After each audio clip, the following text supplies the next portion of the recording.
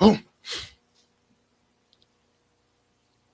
already know what it is. It's the Bay Boys, and we back in the area. Which team, by colors alone, is identifiable around the world? The autumn wind is a raider. Which team, by slogan, commitment to excellence? Pillaging just for fun. Just win, baby. He'll knock you round, All those things then upside down, are the Raiders. and laugh when he's conquered and won. When you have great coaches, then after you have great coaches, you get great players. You have a great organization, and you tell them one thing: just win.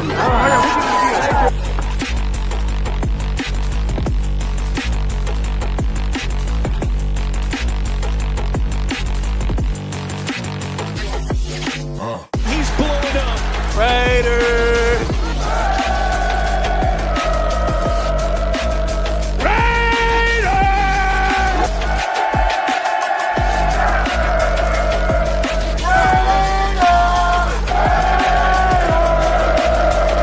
Just win, baby.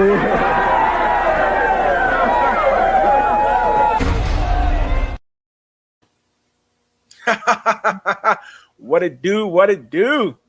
What it do, what it don't do. What it don't do? do. It do, it don't do. And sometimes it just don't do. It just don't do. You know? You feel me? You feel me? Welcome, y'all. Welcome to the Bay. You're teasing me though. Raiders. You're teasing me though. You're making me think Tom Brady's going with another don't do's. But you know, it's okay. Well, I'll let you do the intro. You do the intro. Tom Brady about to tell us what it don't do. What it don't do. Tommy boy. I mean, Yeah. we will never forget. Yeah, you know what? It's funny that you say. You know what? It's funny. It's funny that you said that. Because I meant to ask you about this. Because we gonna get into the show, but we gonna get off the freeway real quick. Game? Oh, I was watching the hell out of that game. So I want to ask you. So, how do you feel about Tom Brady, the Tampa Bay? I mean, not the Tampa Bay, but the New England Patriot coming here. And it's all forgiven when it comes to him. What are your thoughts when it comes to that? You know what? Tom Brady is a GOAT. Even if his career kicked off on the tuck roll, Woodson was right. It did. Even if he did, Tom Brady did something with it that no one else has ever done. I can't hate the man. I just want that for my team. So if he's gonna bring that to my team, let's go. That's all I got. It's that simple. So basically, if he brings us the Super Bowl, all is forgiven. All is forgiven. All is forgiven.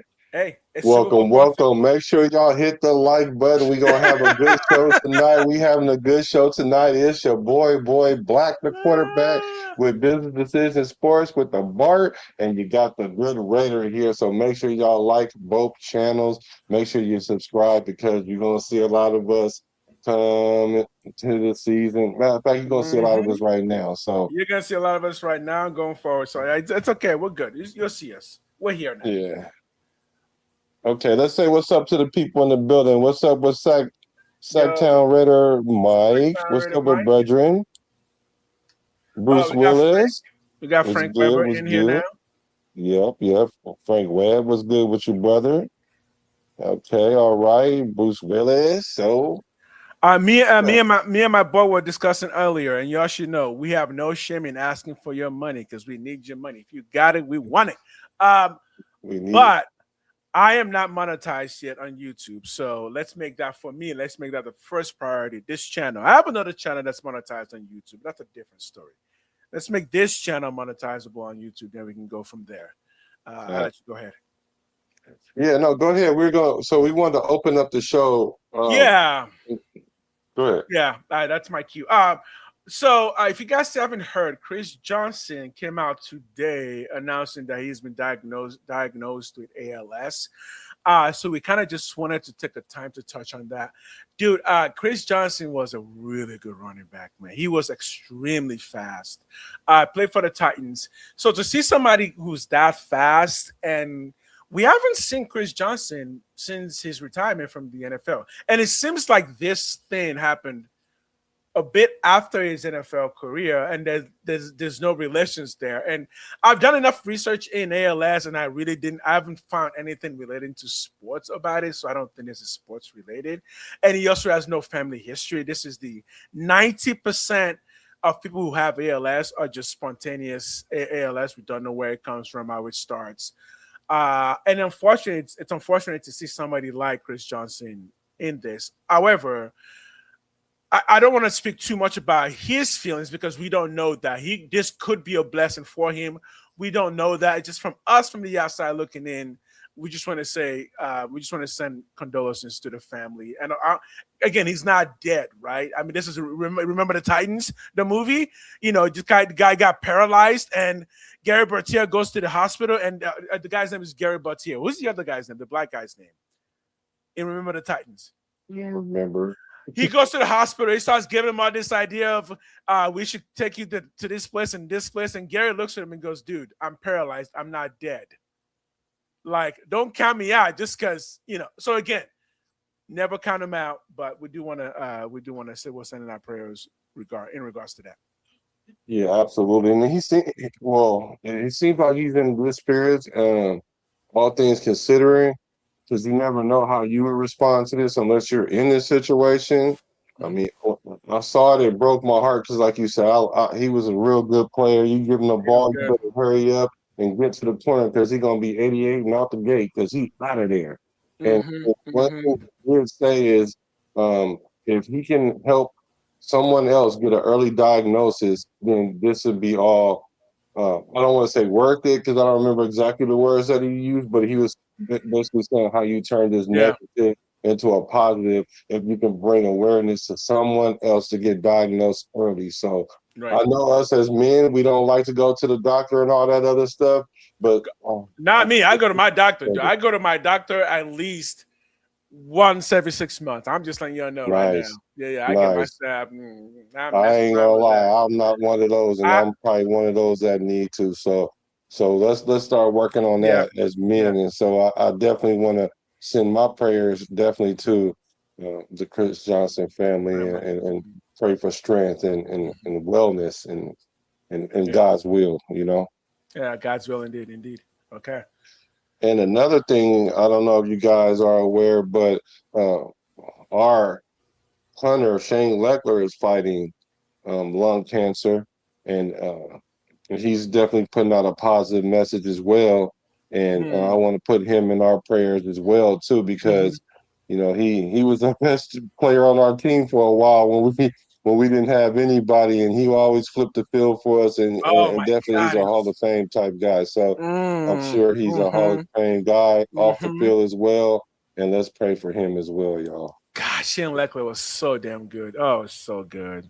Yeah, let's put the nines in the chat for him. Let's put the nines in the chat for him. That's like my first real punter to even like as a football fan. Like you never thought to like punters.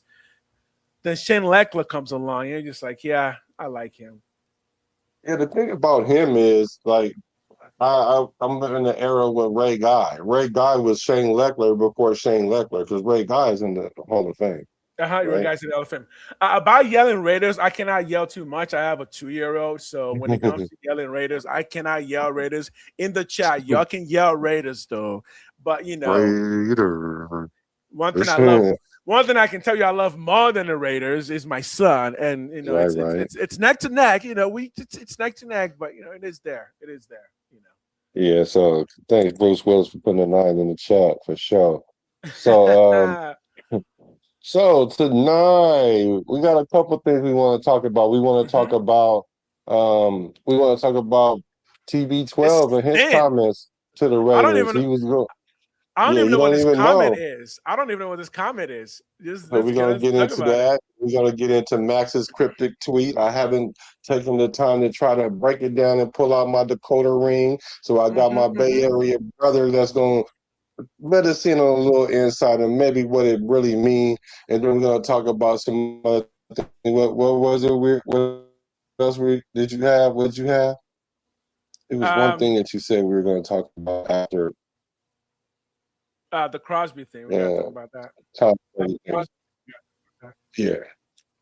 So let's get to the tweet. I mean, let's get to the Tom Brady situation Okay. on Tom, on so tell me about 2025 struggle. It says there was nobody who did a good job. yep. I, I Tom agree. Brady calls out Raiders after the 2025 struggles. So the I Las agree with Vegas that. Raiders were just 3-14 last season, leading the wholesale changes and the top overall pick, which was used to select Indiana quarterback Fernando Mendoza. Suffice to say, Fox Sports analyst and Raiders minority owner Tom Brady was not pleased with the 2025 campaign. He says, he said, I would expect a lot of improvement from where it's been. Brady said to the Stick to Football podcast. Last year, we just underperformed in every area, and it's everybody's fault. That's the reality. There's nobody who did a good job. There's not one player in the organization. There's not anybody involved that did the job to the level that it needs to be done at. And everybody needs to improve. And it starts with me. I love that. And it filters down to the rest of the players on the field. And they got to go out there and ultimately they got to perform at a high level. Yeah. Brother, what is your initial reactions to that? My initial reactions may actually surprise you. That is, my initial reaction is actually about Tom Brady itself. Look, man. I think the national media is trying to push the narrative of Tom Brady being the new god in Las Vegas a bit too much. Okay. That aside, he's right. Everyone did bad last year. I mean, every single person was bad last year. There was not a we. Oh, what about Maxx Crosby? He didn't play well last year. He didn't play up to what he was supposed to be playing up to. Everybody was bad last year. He's right. That's it. What about Genty? He was only 25 yards, 26 yards from 1,000. And considering that he got hit in the backfield Yeah. so many times, do you think that applied to him too? Yes. Yeah. Of course, it applies to everyone. I mean, how many games did we win again? 3. I'm sure Genty wanted more than that. Right. You know what? Go ahead.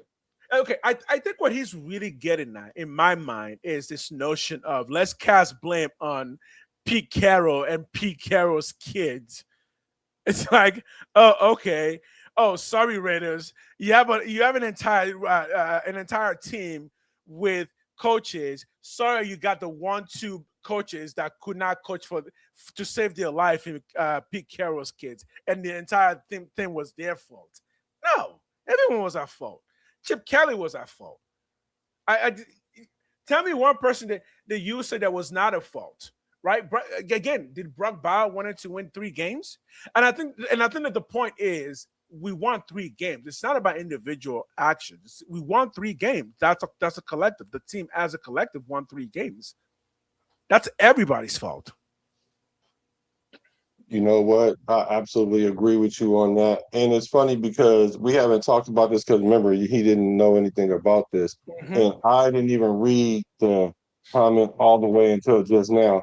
And I agree. I totally agree. Like they're making this Tom Brady as like he's the GOAT already of minority owners. Like, first of all, I already got one eye on you already because it's like a Trojan horse. Like you got installed in here. And you probably was the last person that if we would have betted 10 years ago or even 5 years ago who was going to be the minority owner, I promise you nobody would have thought TB12 was going to be that guy.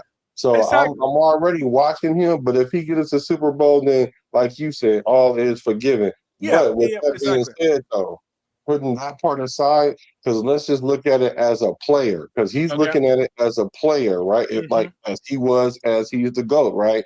How it starts with the quarterback and it goes all the way down. It starts with the owner, even if it's the minority owner, because he's in place for the owner, and it works all the way down. And like you said, if you got 3 wins, there's not really much you should be jumping up and down for. You shouldn't be too excited.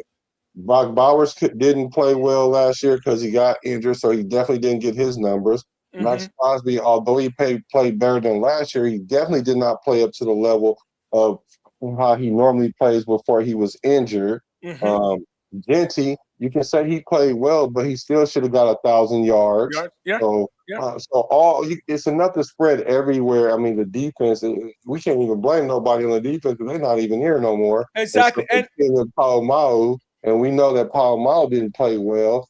right. Shin played somewhat well, but as a Mhm. team collectively with 3 wins, there's nothing to be excited about, and it's time to drop the hammer down and let everybody know the expectation is the expectation. The Exactly. standard is the standard. And if Exactly. you guys aren't with that, then you need to leave. If you're going to be in your feelings, you need to leave because Exactly. what we're trying to do is have no feelings involved.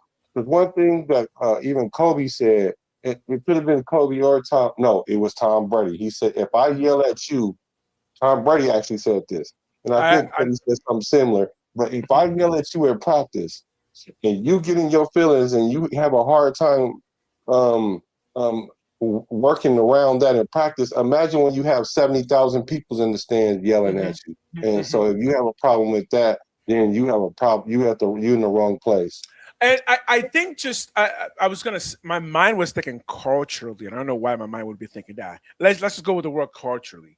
I think culturally we are in we get in this idea that you can pick out individuals out of a team to blame them for everything that went wrong, and you're just like you really the team won 3 games, and you think you can pick out one person whose fault it was that we had 3 games. Oh, it happens to be Brandon Carroll's son. What are you talking about here? So I play a competitive game every day. Game's called Valorant. For those of you who want good ways to do competitive things, video games are actually really good for that. It's a team game, but the reason I do it is the fact that it kind of keeps you in that idea of a team is a team, and you need to kind of keep reminding yourself that if you're part of the team, if you're not winning, you are also part of the reason you're not winning. And guess what? Every single player in that locker room knows that. You will never hear a player say, no, it was that person's fault. Players don't do that, right? It's the people who are trying to get clicks on YouTube that do stuff like that. Players know that if we didn't win, that's my fault. Don't look at the person next to you. I got to look at myself. So, and we can pick out who's messing up in a particular play. But once you look at the overall season, you quickly realize that no, the entire team just fell apart. Yeah, well, Rainbow Six Siege loved it. Yeah, go ahead. championship mentality starts with self accountability. You don't Exactly. blame anyone else. Like he's installing a championship mentality, and these are things that I've been saying during this off season. Is a lot of the things that I've been hearing people say about the Raiders and how they feel about the Raiders and how Mhm. they're moving, and I'm saying they are moving like winners. Like they really Right. do have. One thing I can say about Tom Brady is he is bringing a winning attitude here. Now Mhm. the question is, can we rise to the level of what he's talking about? Mhm. And the things that he's saying is indicative of a winning culture. And I'm not talking about winning one championship because you can mess around and win one time, but we're talking about winning over and over and over because it gets harder and harder and harder And every harder. time you win. Right. So he's installing that culture within us, and we have it in our coach, but we also need it from the top down. Remember, I told y'all we Right. win champions. You win championships from the top down, not the player up. Okay. The crazy thing to keep in mind is that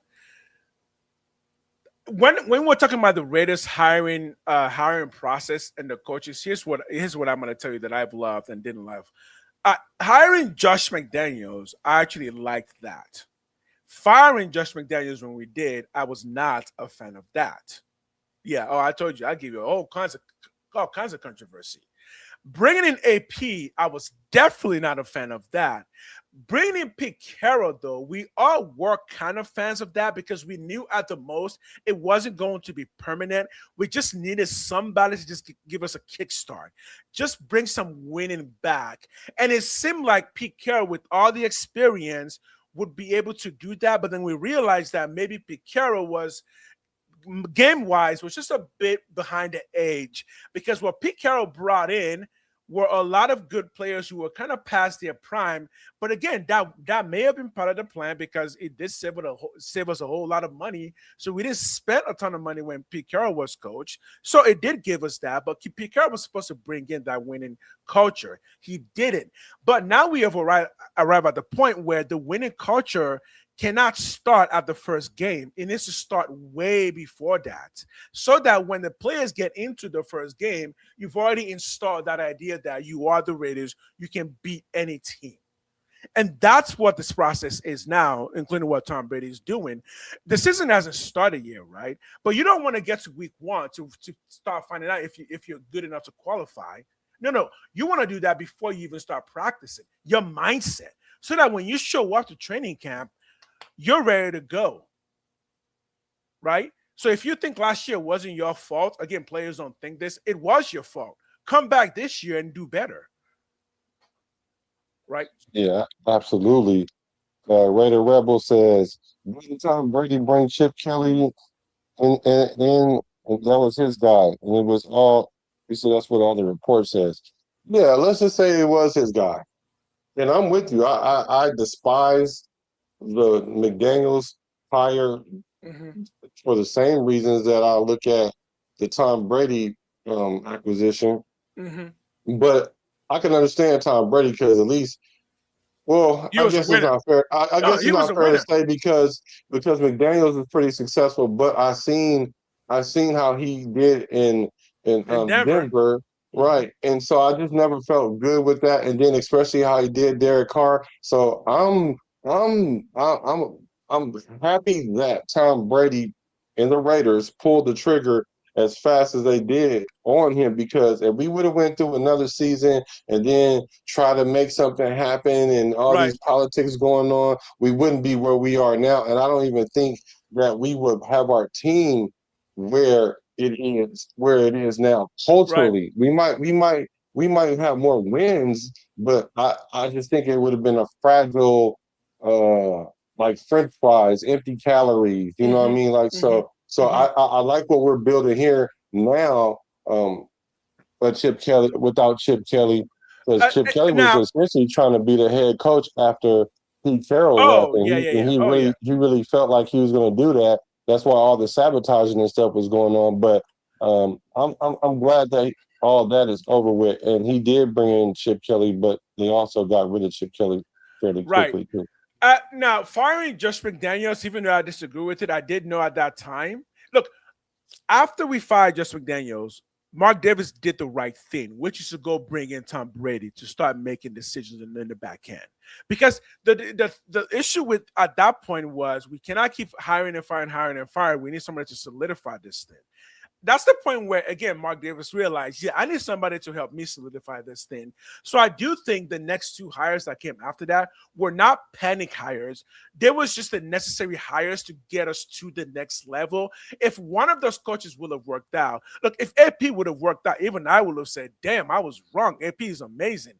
I just knew he didn't qualify. If Pete Carroll would have worked out, that would have led to a legitimately winning season for maybe 2 to 3 years, because we knew he didn't have no more than that. This time around, though, was always the goal. Let's find somebody to start installing here for at least 5 years to bring in a different culture and start building this thing from the ground up. And again, I've said this before, and I'll say it again: the Raiders are some of the youngest players in the NFL. That multiply that by the next 5 years, you're gonna start having a team that can be a winning team for the next 5 to 10 years, right? Yeah, absolutely. Raider Rebel says, how does it start with him? He's not even in the building during the season. So again, I agree. I think it's the national media looking for a story, and Tom Brady is a story. Tom Brady is very famous. He's very well known. He has a lot of organizations, and he knows everybody in the sports world. Who would you rather talk about, Clint Kubiak or Tom Brady as a national media? Obviously, Tom Brady. He's going to bring you more noise, which means that every time a national sports media person runs into Tom Brady, guess what they're trying to get out of him? Information that's going to sell. regarding the Raiders is very good information that's going to sell. That's why they keep selling this idea of Tom Brady is like running the organization. It's like, no, he's not. He's doing his part, but he can only do his part, and that's it. He's not doing any other person's parts. Well, the thing about it is, somebody thinks Pete was a panic hire because I don't Ben think Johnson rejected them. Well, I don't think you could call it an emergency hire, but I wouldn't say it was a panic hire. Exactly. And even if it was a panic hire, it wasn't that bad of a hire. Exactly. The reason why it didn't work was because of Chip Kelly. Because see, what happened is the owner got one guy, and Spycheck got somebody else, or Tom Brady got somebody else, and it wasn't a meeting of the minds there. So that's why it was a clash there. That's the reason why that didn't work. And that's what we do to ourselves. We shoot ourselves in the foot. Yeah. Now, go ahead. Yeah, here's the way that I read it, if you want to read it differently. The Raiders were always looking for an offensive-minded coach. I do think that. Ben Johnson was just the best one last year, and we couldn't get him. And after we couldn't get him, we kind of had to do an emergency hire, not a panic hire, but we just need somebody to bring back in a winning culture. If Ben Johnson would have said yes, Ben Johnson would have just become what Kubiak is now, somebody to build around for the next 5 years. But hey, we didn't have a quarterback, so obviously Ben Johnson went to the place where our quarterback already exists. So then we needed one more year to kind of wait. It's no surprise we went with Pete Carroll, somebody who was a Hall of Fame coach, also known to be a defensive-minded coach, to kind of help build that defense so that when the quarterback does come, the defense will be ready. None of that plan worked. The only one plan that did work is, by the grace of the NFL gods, we got a number 1 overall pick out of it. And with that, I'm still saying thank you, Pete Carroll, because guess what? That also gives us a future for the next 5 years. So, yeah. Yeah. And as far as as far as Tom Brady not being in the building for the season and all that, you don't have to be in the building. We don't know where Mark Davis is during the week. Matter of fact, even if he is there, what good is he?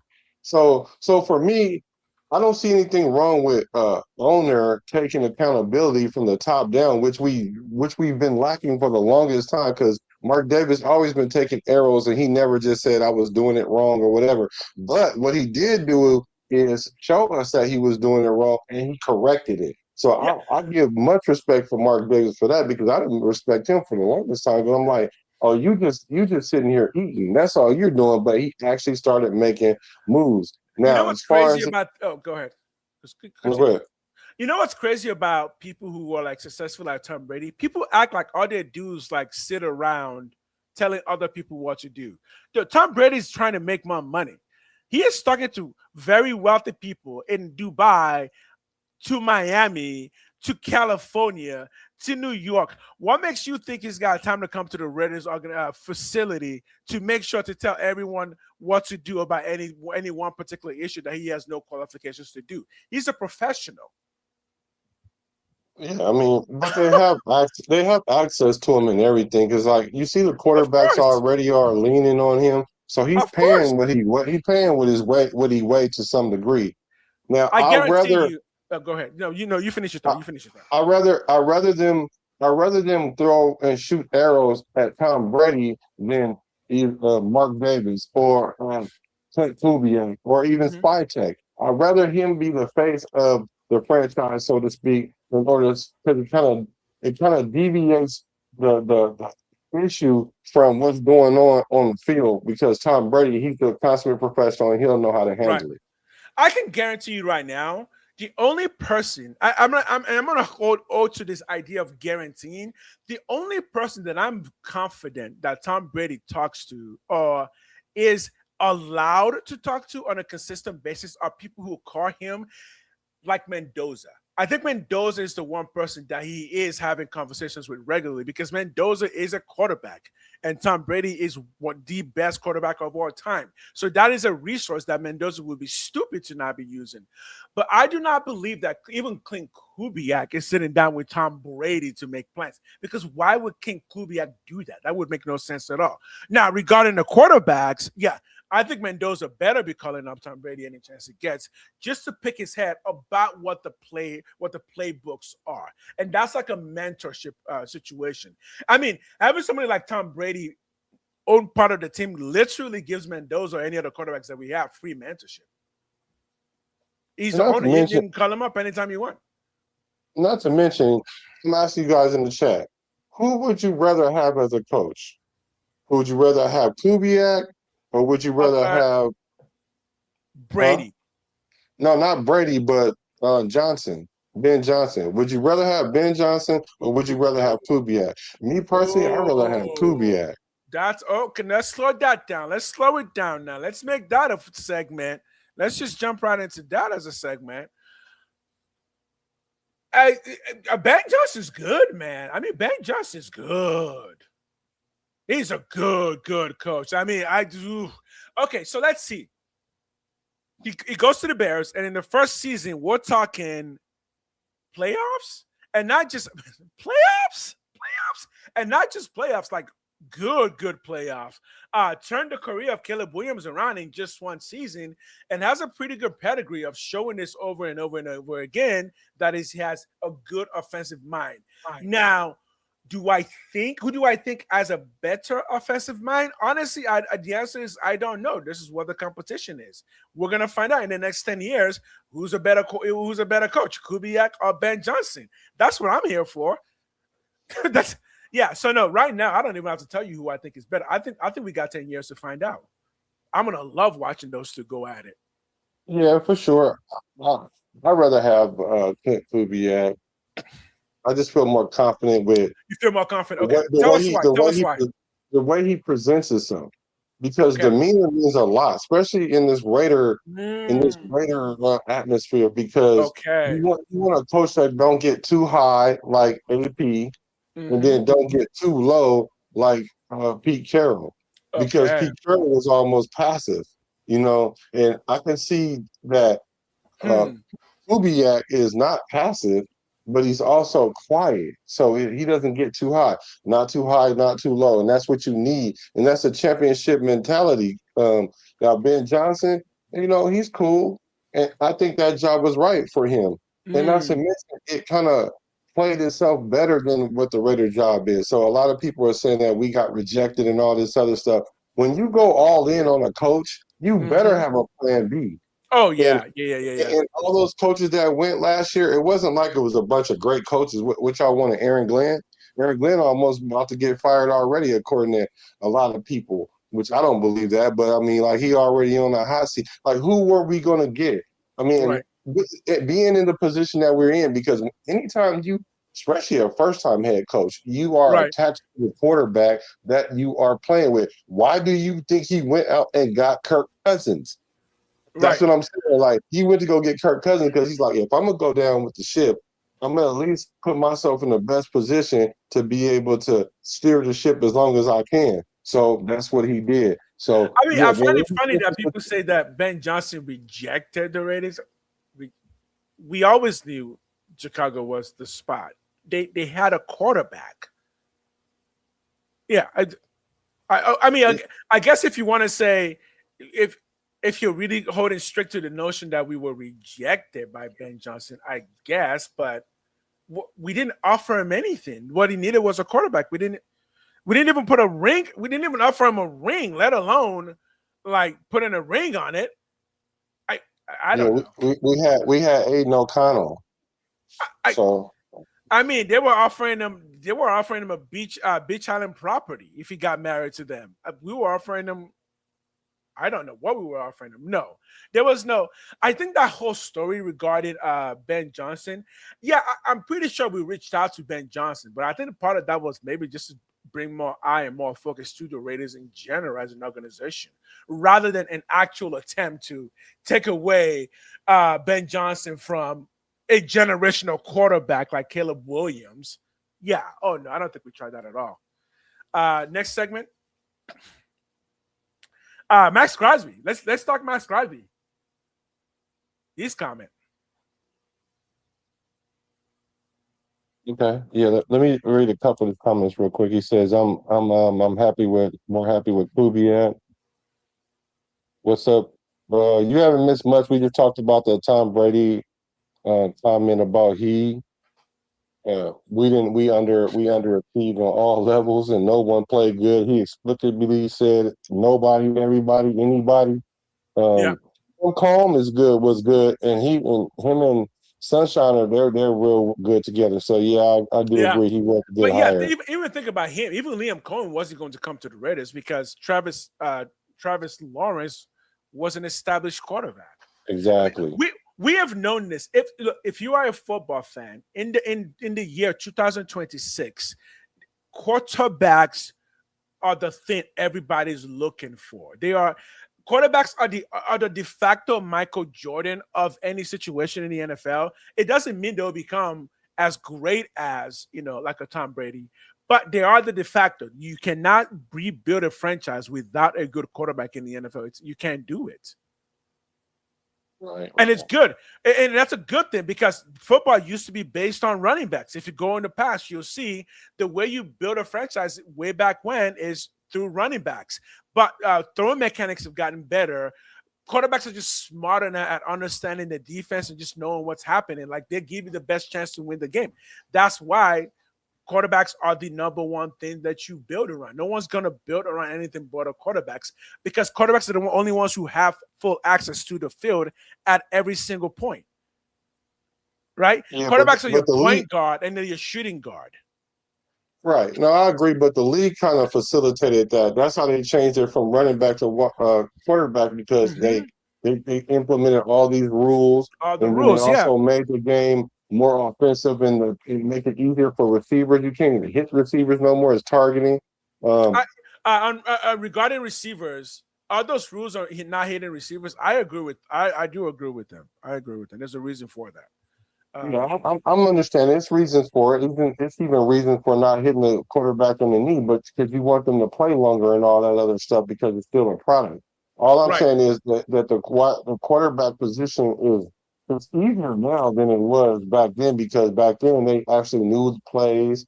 They also called their own plays a lot of times. Now these quarterbacks got all the coordinators. All they got to do is say wristband 16, and they look Mm. at 16 and call the play. Mm-hmm. And then at that point, all you gotta do is kind of know who's your primaries and all that.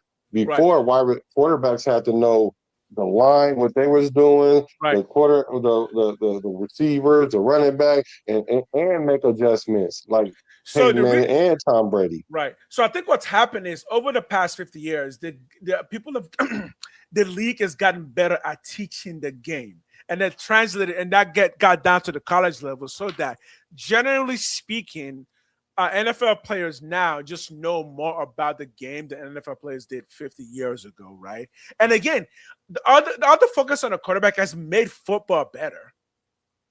It's turned into the game is more fun to watch.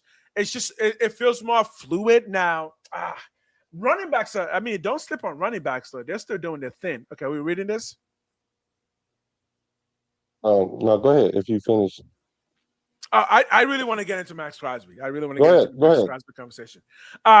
So there was a quote by Maxx Crosby, right? There was a Twitter quote by Maxx Crosby. Do you have it? Can you pull it up?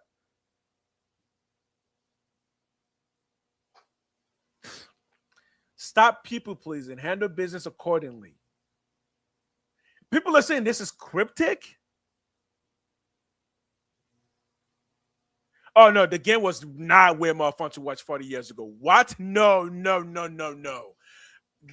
We can talk about that. I'm if you want to talk about that, we can. The game was not more fun 40 years ago. Okay. All right, We can first of talk all, about after Maxx Crosby because I agree with that. Me personally, I agree with that. But we could talk about that after the Maxx Crosby thing. But so that tweet, people are saying it's cryptic, and I think they just saying that because for one, they don't have nothing else to talk about. Two, right. um, it's like when you don't understand something, then your brain kind of just puts in the information as you may. So if you already have this bent or this slight towards Max, you're gonna always look at something and think it's that. Like if you think that somebody is cheating you or robbing you. Every time you see him do something, you're looking at it through that lens. No, I don't see what's cryptic about it. I don't even see what's coded about it. He might have been talking to somebody. Shoot, he might have been talking to himself because he's like, Okay, it's okay. let me see what it say because I didn't You never want to know, break it down. It says guys? stop people pleasing, handle business accordingly. So to I me, what that could mean before I let you go, that could just mean, you know what, stop trying to make everybody happy because that's what he always do. Is okay. I think AP is great for us, so I'm going to go all in for AP. Same thing with McDaniel's. He went all in for everybody, and then he's saying stop trying to people please and just handle things accordingly. That's how I took it. okay. You're about to look at me like, what the fuck are you talking about? Because I'm pretty sure that tweet was about Tyrion Arnold situation. Do you guys know what's happening right now with that? Yeah, I think he got like 9 charges and got released by Detroit. Yeah. So I actually commented on that tweet. I was one of the first commenters on that tweet because that tweet came out right when we found out that Tyrion Arnold was. Yo, maybe I'm just way wrong, but I'm pretty certain. I thought that tweet was regarding that situation that he was telling the people in that situation stop people pleasing. People stop listening to people who will make you do stupid shit, who actually do dumb shit. So wait, so the tweet I didn't think that tweet had anything to do with the Raiders whatsoever. I don't think it had anything to do with the Raiders either. Maybe it had something to even do with people complaining about him going to the White House and going to go see the UFC fight or whatever. And people were Oh, okay. it could even been something like that. Because the thing about it is, this is the thing that I'm seeing is if Maxx Crosby does leave here in the trade, it's because the Raider Nation has pushed him out, not because he don't want to be here. Because Oh, we have all these fans that keep trying to speak for Max, and Max already said, "Don't believe none of what you hear and half of what you see," or something to that. I'm He sorry. said he Is that wants to really a be here. thing? Is that really a thing for Raider Nation right now? That some Yes, like a lot of Raider Nation don't want Maxx Crosby here? yes, I know. I know personally people that don't like Maxx Crosby at all because he said Okay. "fuck Nation" and their feelings are still hurt, and they saying that he's bigger than the Shield. And not just one person saying that. It's a collection of people that don't like Max anymore for whatever the reason is, and they've been Okay. trying to get him traded for the last couple seasons already. And then once he really decided to dip up out of here, man, see, look, I told you Max don't want to be here. He's a prima donna, he's a diva, and all these things. And I'm like, but the man said he wants to be here. Like people act like they've never made mistakes or said the wrong thing, and then go back and then go for a second chance. Whatever happened to once a Raider, always a Raider. Right. This guy ain't even left yet, and y'all treating him like he's not even a Raider. Like this is crazy. Okay. Well, I guess if you're looking at that situation from a hardcore fan perspective, yeah. But I'll look at that from a situation from a hardcore fan and a business perspective. That was just a good decision on both ends to trade Maxx Crosby when we did. And I thought that's what came out of that situation. That even Maxx Crosby made it known that, yeah, no, this is actually just kind of business. And like Raider fans, football is still business. It's I've been telling people that from the beginning. I mean, And I speaking don't, of, I just don't know go what and hit this button on that like button, hit that subscribe button for hit Business that. Decision Sports because he's making a Please business do. decision. And make sure you hit the Good Raiders podcast as well. But yeah, What business is business. do you guys think? Do you guys think Maxx Crosby like wants to like sacrifice himself to the on the altar of the Raiders or something? Dude, business is business. I don't know what more to say. I mean, the guy tells you already he likes the business part of who he is. He's doing music. Imagine how MMA is showing up to all of that. Imagine how many more things he's doing. If you decide to trade a Maxx Crosby, he's just gonna say, okay, cool. You know what? Let me just settle this. When that trade happened, the first thing I thought was, oh, this is like a 3-year rental. He's gonna come back and retire with the Raiders. There was no part of me at all that thought Max would be gone forever and that he wouldn't. No. I knew he was going to come back. I thought it was like just give him to him for 3 years while we build up the franchise, and then he comes back like Charles Woodson did. That's what I thought. Okay, I'm glad you said that. I'm glad you said that because wasn't nobody all up in arms about that. You But better not be, man. I'm up. We gonna walk up in your home like what? yeah, for real, Charles Woodson is that guy. For Raiders, real, for real, Raiders. You right. know? And like Bruce Willis says, he needs to keep his butt off of social media. Now Oh, that dude. is true.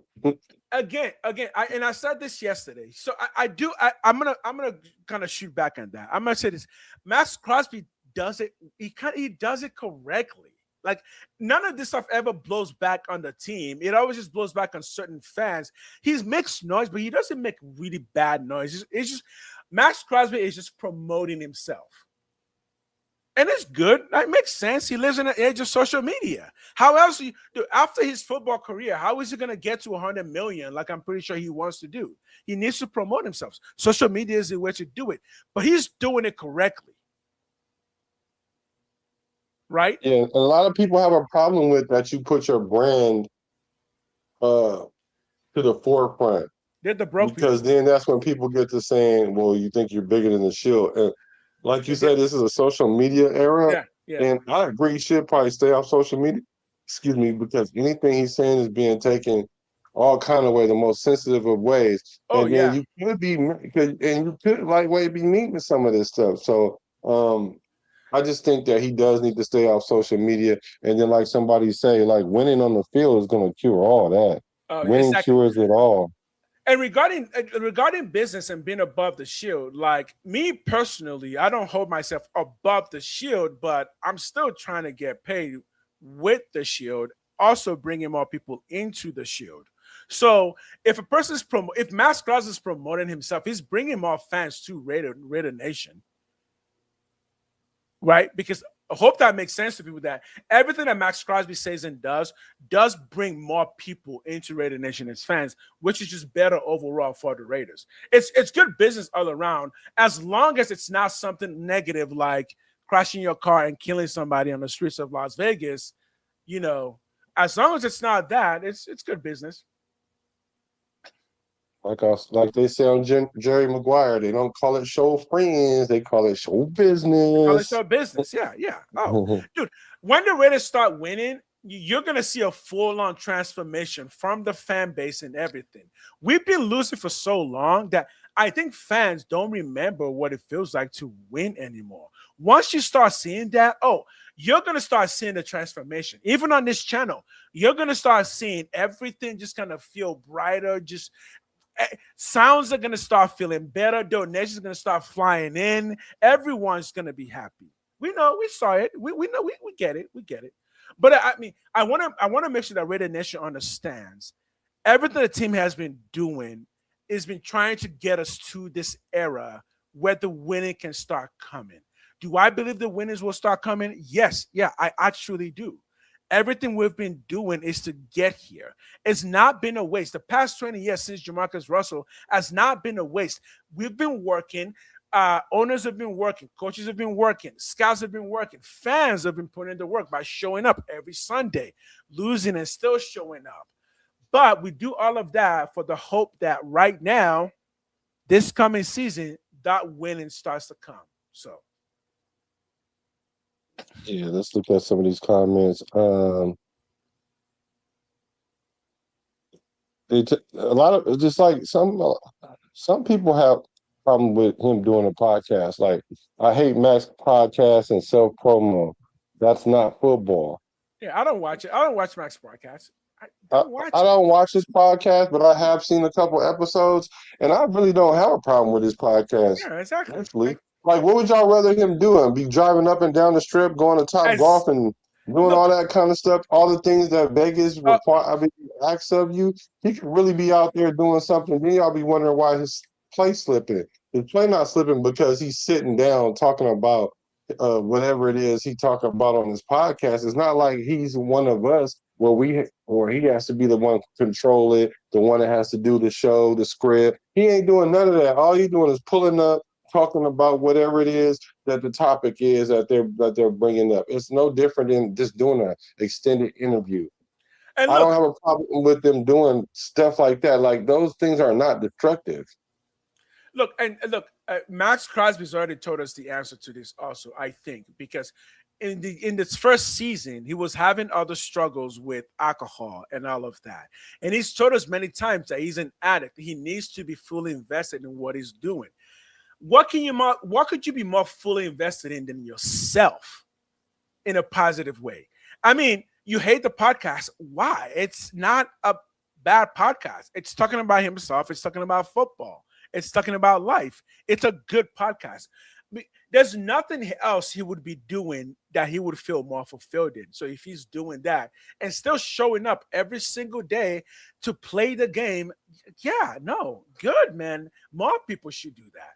I mean, maybe less people should do that because that just means more followers for me. But I'm not worried about it. I'm not worried about Maxx. My podcast would be better than Max's podcast. Let the man have fun. Let him be himself. Let him have fun. Listen, At least that's what I say. What you want? What you want him to do? He just talking about football. Football, exactly. What do you want him to do? I mean, I love talking about football. Maxx, can you pay me to talk about football? Can you come on the podcast? Yeah, come on the football? podcast. We'll talk football. Yeah. Oh, yeah, for sure. So as you can see, that the nation is divided on that, and I'm not even saying you guys are wrong because I'm not going to tell you how to rate her. But at the same time, me personally, I don't see the need that it's a distraction because that's not the reason why that's not the reason why we're not winning is because we got players doing podcasts. That's not it. It's not the player up, it's the top down. Someone just said, what's up, good Raider? Welcome to the nation. You don't mean that as in like I'm new to the Raider Nation, right? Because we've been here a minute. We've been here a long minute. We've been here since 1996.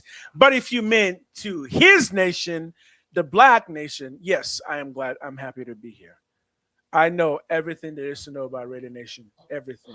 Or even just the Raider YouTube, I guess. Or either go, but welcome. So the tweet. I don't think it was something that was just so out there that I just think everybody's kind of.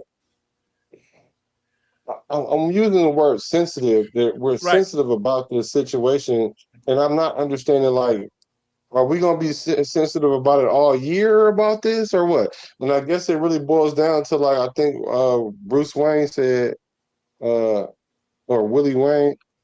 One of y'all said that winning's going to cure it.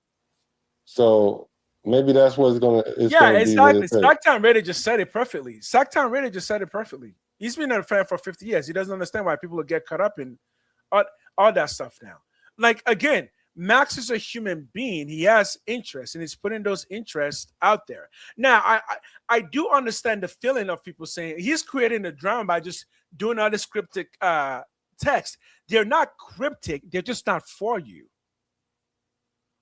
You don't understand it because they're not for you. Right. Well, the hit dog gonna holler. Y'all hollering for no reason. Yeah. Y'all be hollering because y'all saw a rock fly by. Y'all start hollering. Yeah. The rock didn't fly by for you. It's not the rock's not bugging you. Don't worry about them. When Maxx wants to make a tweet for you, he'll let you know. He'll put your name right on it. I mean, I want Maxx to make a tweet about me because I want him to say my name on it.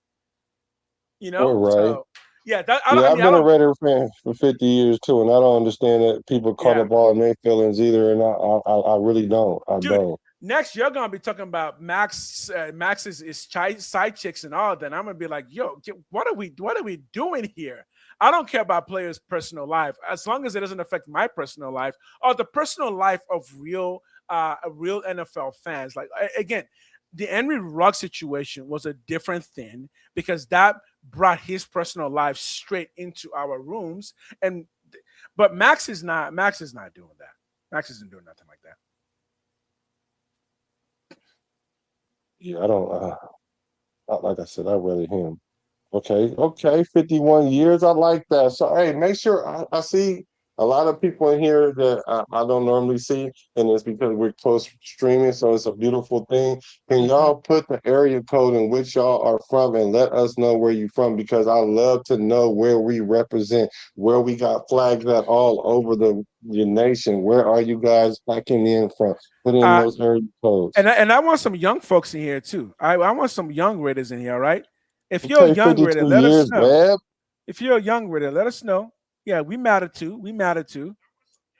The real ones and close to Max knows what he means. I agree. I agree. Okay, 52 years. Okay, Napa, Wine Country, 707. Say it backwards.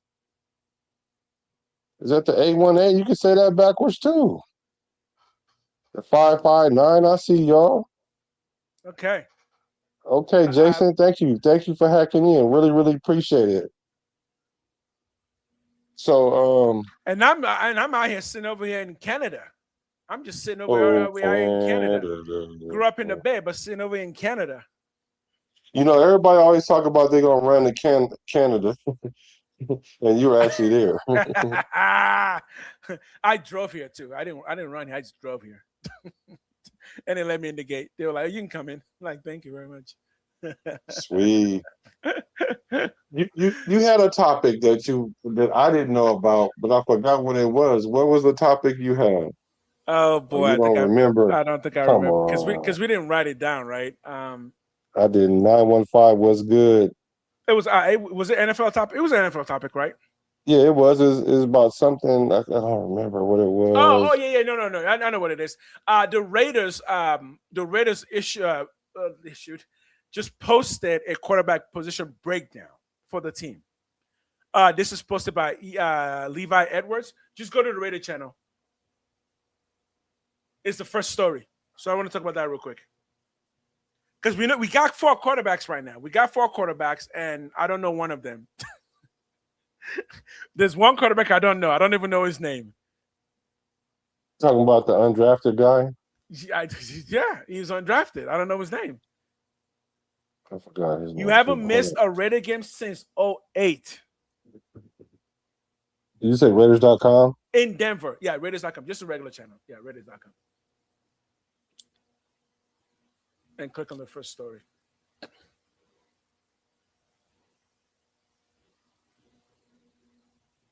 You guys not go to Reddit.com? Reddit.com is nice. Yeah. That story right there by Levi Edwards. Yeah. Okay, let's see what it says here. It says 2026 position breakdown. And Kirk Cousins and Fernando Mendoza make an intriguing dynamic in the quarterback room. This was you talking about the other quarterback was let's see, what is my man's name? I forgot. That's some tall quarterbacks. So let me see what it says. It says, you want me to read this first couple paragraphs or whatnot? So before you do, so what people need to understand, so this stuff right here, this is what a lot of important people see for the Raiders. So when they release stuff like this, is to let like important people read up on what's happening with the Raiders. So this stuff is going to be because Levi works with the Raiders. He works for the Raiders. So this is going to be good stuff about each one of these people. So yeah, it's pretty good read. Go ahead. Jacob Clark is our other quarterback. Oh, that's his name. Okay, Jacob Clark. Where is he from? What's his deal?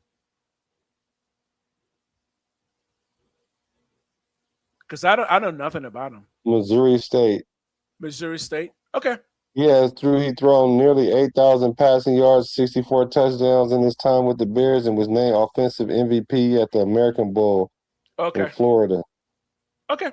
All right. So basically, they kind of broke down each one. So I guess I'll read it. It says, the Silver and Black added a proven veteran in Kirk Cousins, who is heading into his 15th NFL season. Cousins, a 4-time Pro Bowler, ranks in the top 6 among active quarterbacks in passing yards, 44,700, and passing touchdowns, 298. Cousins not only provides the veteran influence, but has an established relationship with head coach Clint Kubiak. Yeah, the duo worked together for 3 seasons with the Minnesota Vikings. Cousins threw for 1,289 passing yards, and 94 touchdowns with Kubiak as his quarterbacks coach and Let's offensive stop right there. coordinator. Let's stop right there. That's a lot. That's good. 4 seasons. Were those some of Cousins' best seasons with Kubiak? Yes. Four He threw seasons for and 4,000 yards 4,000 like three, I think all yards. three of those years. Oh wow, yeah, he threw 4K each one of those years, or at least close to 4K each one of those years. That's good, and 94 touchdowns. Wow. How many playoffs though? I think they went to 3 playoff games. He won one, I think. Okay, okay, And so that's the knock on him is that he doesn't the big games like he right. doesn't show up. So Well, it's guess not who like does? so it's not like he walks on water. Guess who But does show we up in big games? don't say who. Mendoza. Oh, okay. He shows up in big games. He knows how Yeah. to show up in big games. Look, and honestly, that don't write that down. Kirk Cousins doesn't show up in big games because Kirk Cousins wasn't really in a lot of big games in college, and in his NFL career didn't get a lot of opportunities for big games. Mendoza, we know for a fact, shows up in big games because he did it all of last year and won the whole thing.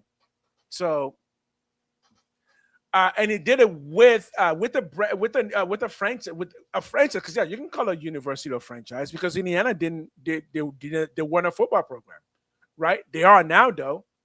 So yeah, Mendoza shows up in big games, right? And this is part of why people have been saying, why not just start Mendoza? The kid just shows up in big games. Let's just start him off and just say, hey, this is the NFL. Every game is a big game, right? Why the only person over there smiling is Mendoza? That's his game time. That's his game time face. That is so crazy. It is so crazy that they took this picture. I'm sure somebody realized that, oh, the only person smiling is Mendoza, but they were like, well, yeah, that's just him. That is just him, right? He said Cousins. He said Cousins' agent is the MVP. You ain't lying. You are not lying. Yeah. His agent is definitely the MVP. Willie Wayne was good. But I tell you though, if you go look at Mendoza's games, dude, he's got a mean game face. Like when it's time to rock, Mendoza's face is like locked in, man. Yeah. So did they put out a depth chart? I don't know. I haven't seen one, but let me tell you what I presume the depth chart to be. They're gonna go with the veteran, the number one right now. So going into camp, I think is going to be Mendoza. I mean, not Mendoza. I'm sorry, Kirk Cousins, AOC, Mendoza, and Jacob Clark. And that's because this on seniority alone. This seniority alone. And so what happens is when you're ahead of somebody, it's your job to lose. Yeah. And if the other person plays better than you, you're going to get usurped. Okay. So as I see it right now, I think that's how it is because based on just experience. Here's a question for you. Tell me one player, one position that you think is going to get usurped this year. Who will lose their starting position this year? That had it last year. That had it last year. Well, any position. It's not fair. I would say, being unfair, I would say Paul Mao because he wasn't a free safety. Okay. He'll lose his position. Mm-hmm. But another person I think gonna lose their position, and I'm glad you asked this. I'm back on the Charles Grant train again. Okay. Because I went and looked at some tape, and yes, he is a small guy, but he handles business. He's going to take DJ Glaz's job. I'm sorry. You are. He's Okay. DJ Glaz's job. Can we look at some film right now? Yeah, let's get to it. Yeah, show me what you saw. Because hey, if you can tell me that a 300-pound dude can do it, then I believe you. Keep in mind though, he's also older than DJ Glaze. Yeah, because y'all been talking about movement, right? Y'all been saying it's this movement that Grant has hustle. Okay, good. Has hustle. I want to see it. You think Jordan Meredith's going to lose the position? Well, you know. Yeah, read the chat and see who the chat thinks is going to lose their position. Jordan Meredith. I don't think he ever had an official position. I think his position was just you're the guy. So we're thinking Glaze. Another one say Glaze, that Glaze will lose his position to Grant. Okay, let's see it. Whoever said Jordan Meredith, that was just mean. That's not nice. What are you trying to pull up? I gotta find. I'm pulling up his highlight. Yeah, you want to show me this Charles Grant? Mm-hmm. 1 second. If it's as good as you say, I say make him a guard.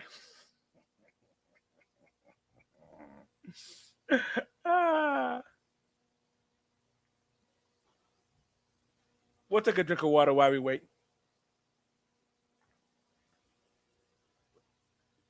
When I stream on my own channel, for those who, when you guys watch that, after my streams, I do play games at the end of my streams just to relax the stream a bit. I don't do it on this channel because this is a co-stream, but I also think Will Putnam will get cut. I also think Will Putnam will get cut. Yeah. I don't know why I can't find the dang video. I was looking because I think it won't be copywritten. So let me. I'm finding it. 1 second.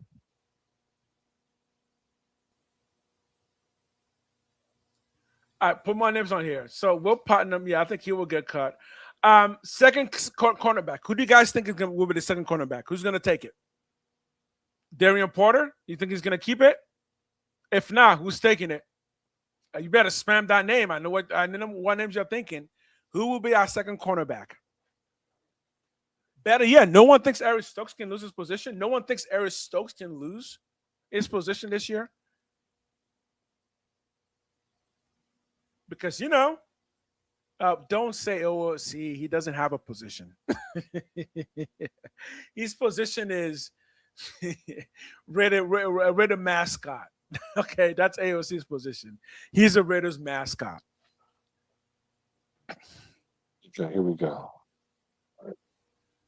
Oh, great. Okay, so McCoy. So we think McCoy is going to be the second cornerback. We think McCoy is going to take it. So Darian Porter is going to AOC will get traded. I also believe that. I also think AOC is a good candidate to get traded. I also agree with that.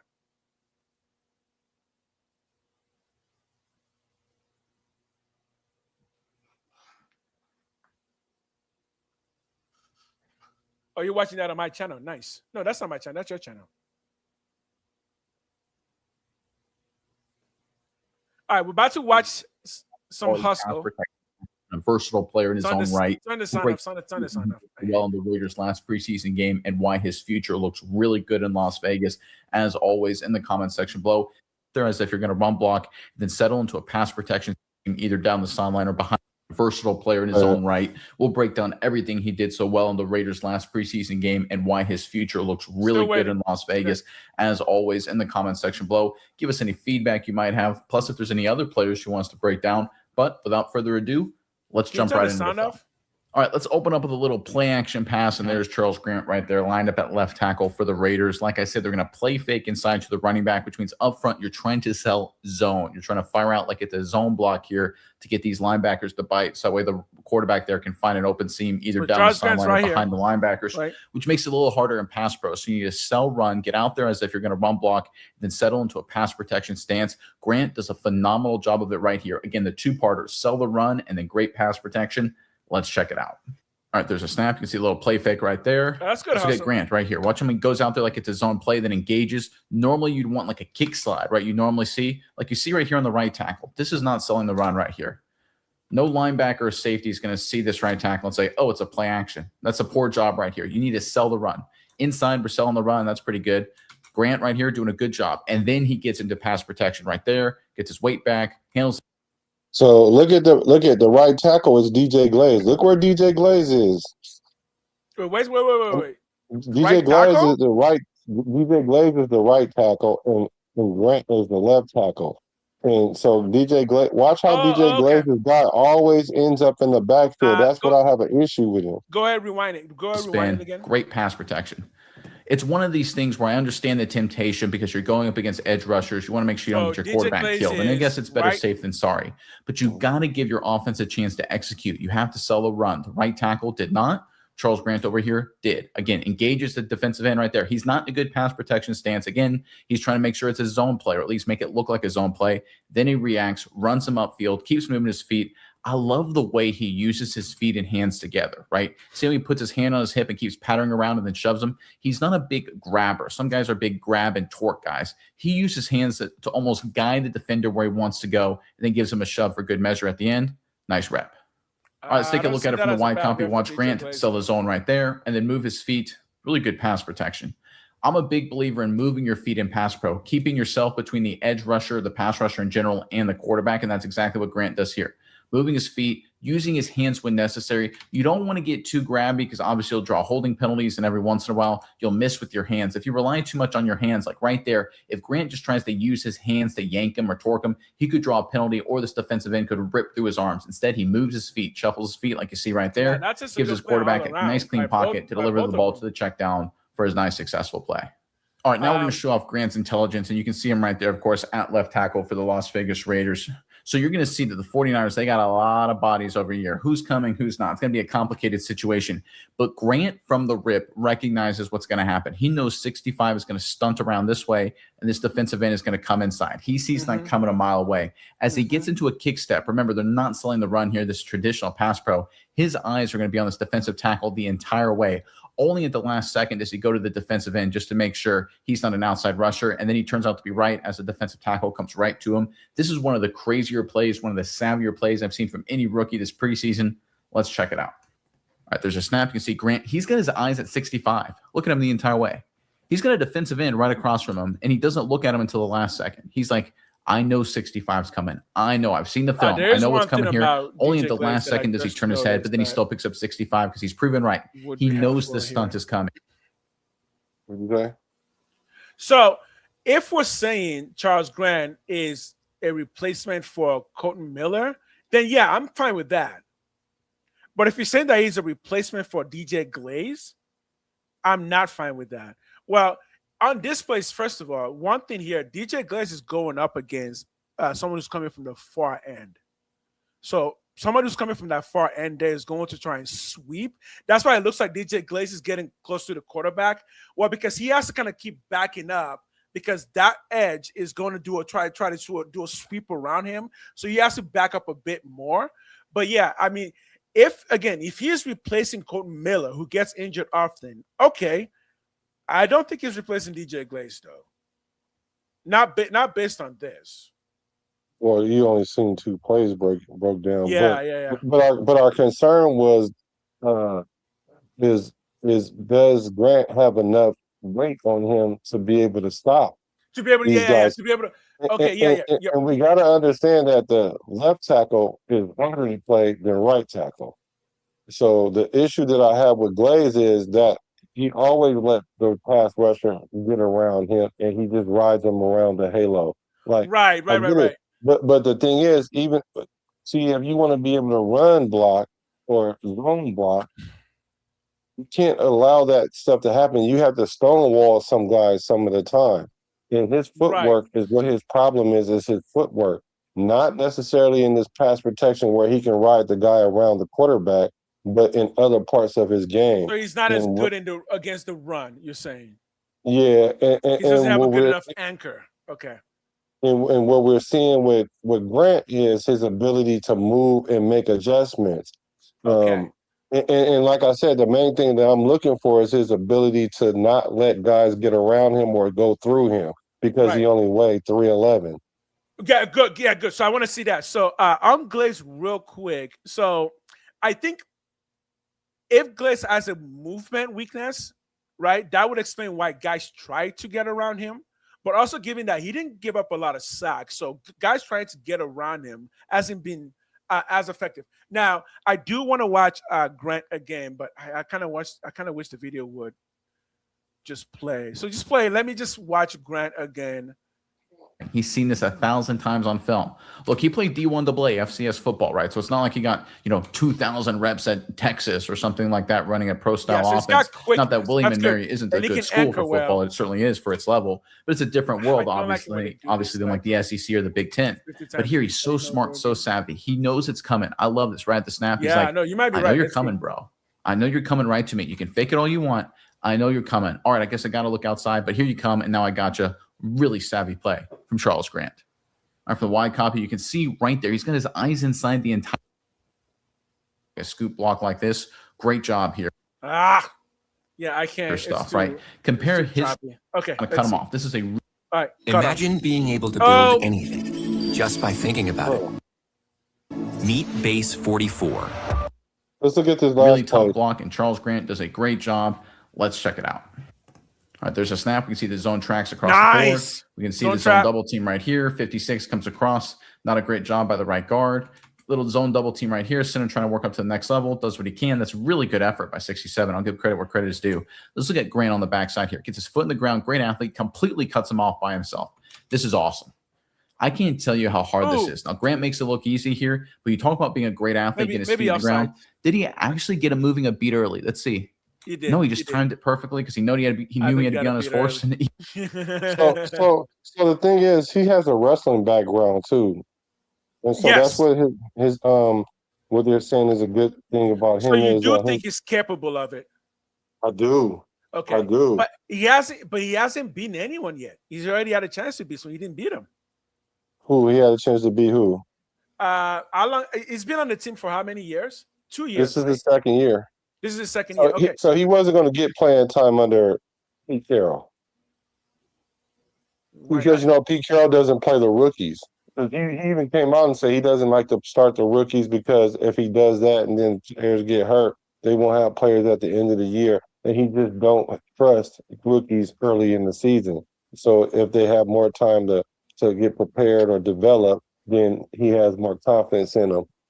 And that's why they both, Caleb Rogers and Grant, had limited time. But we got both those guys in the third round of the draft.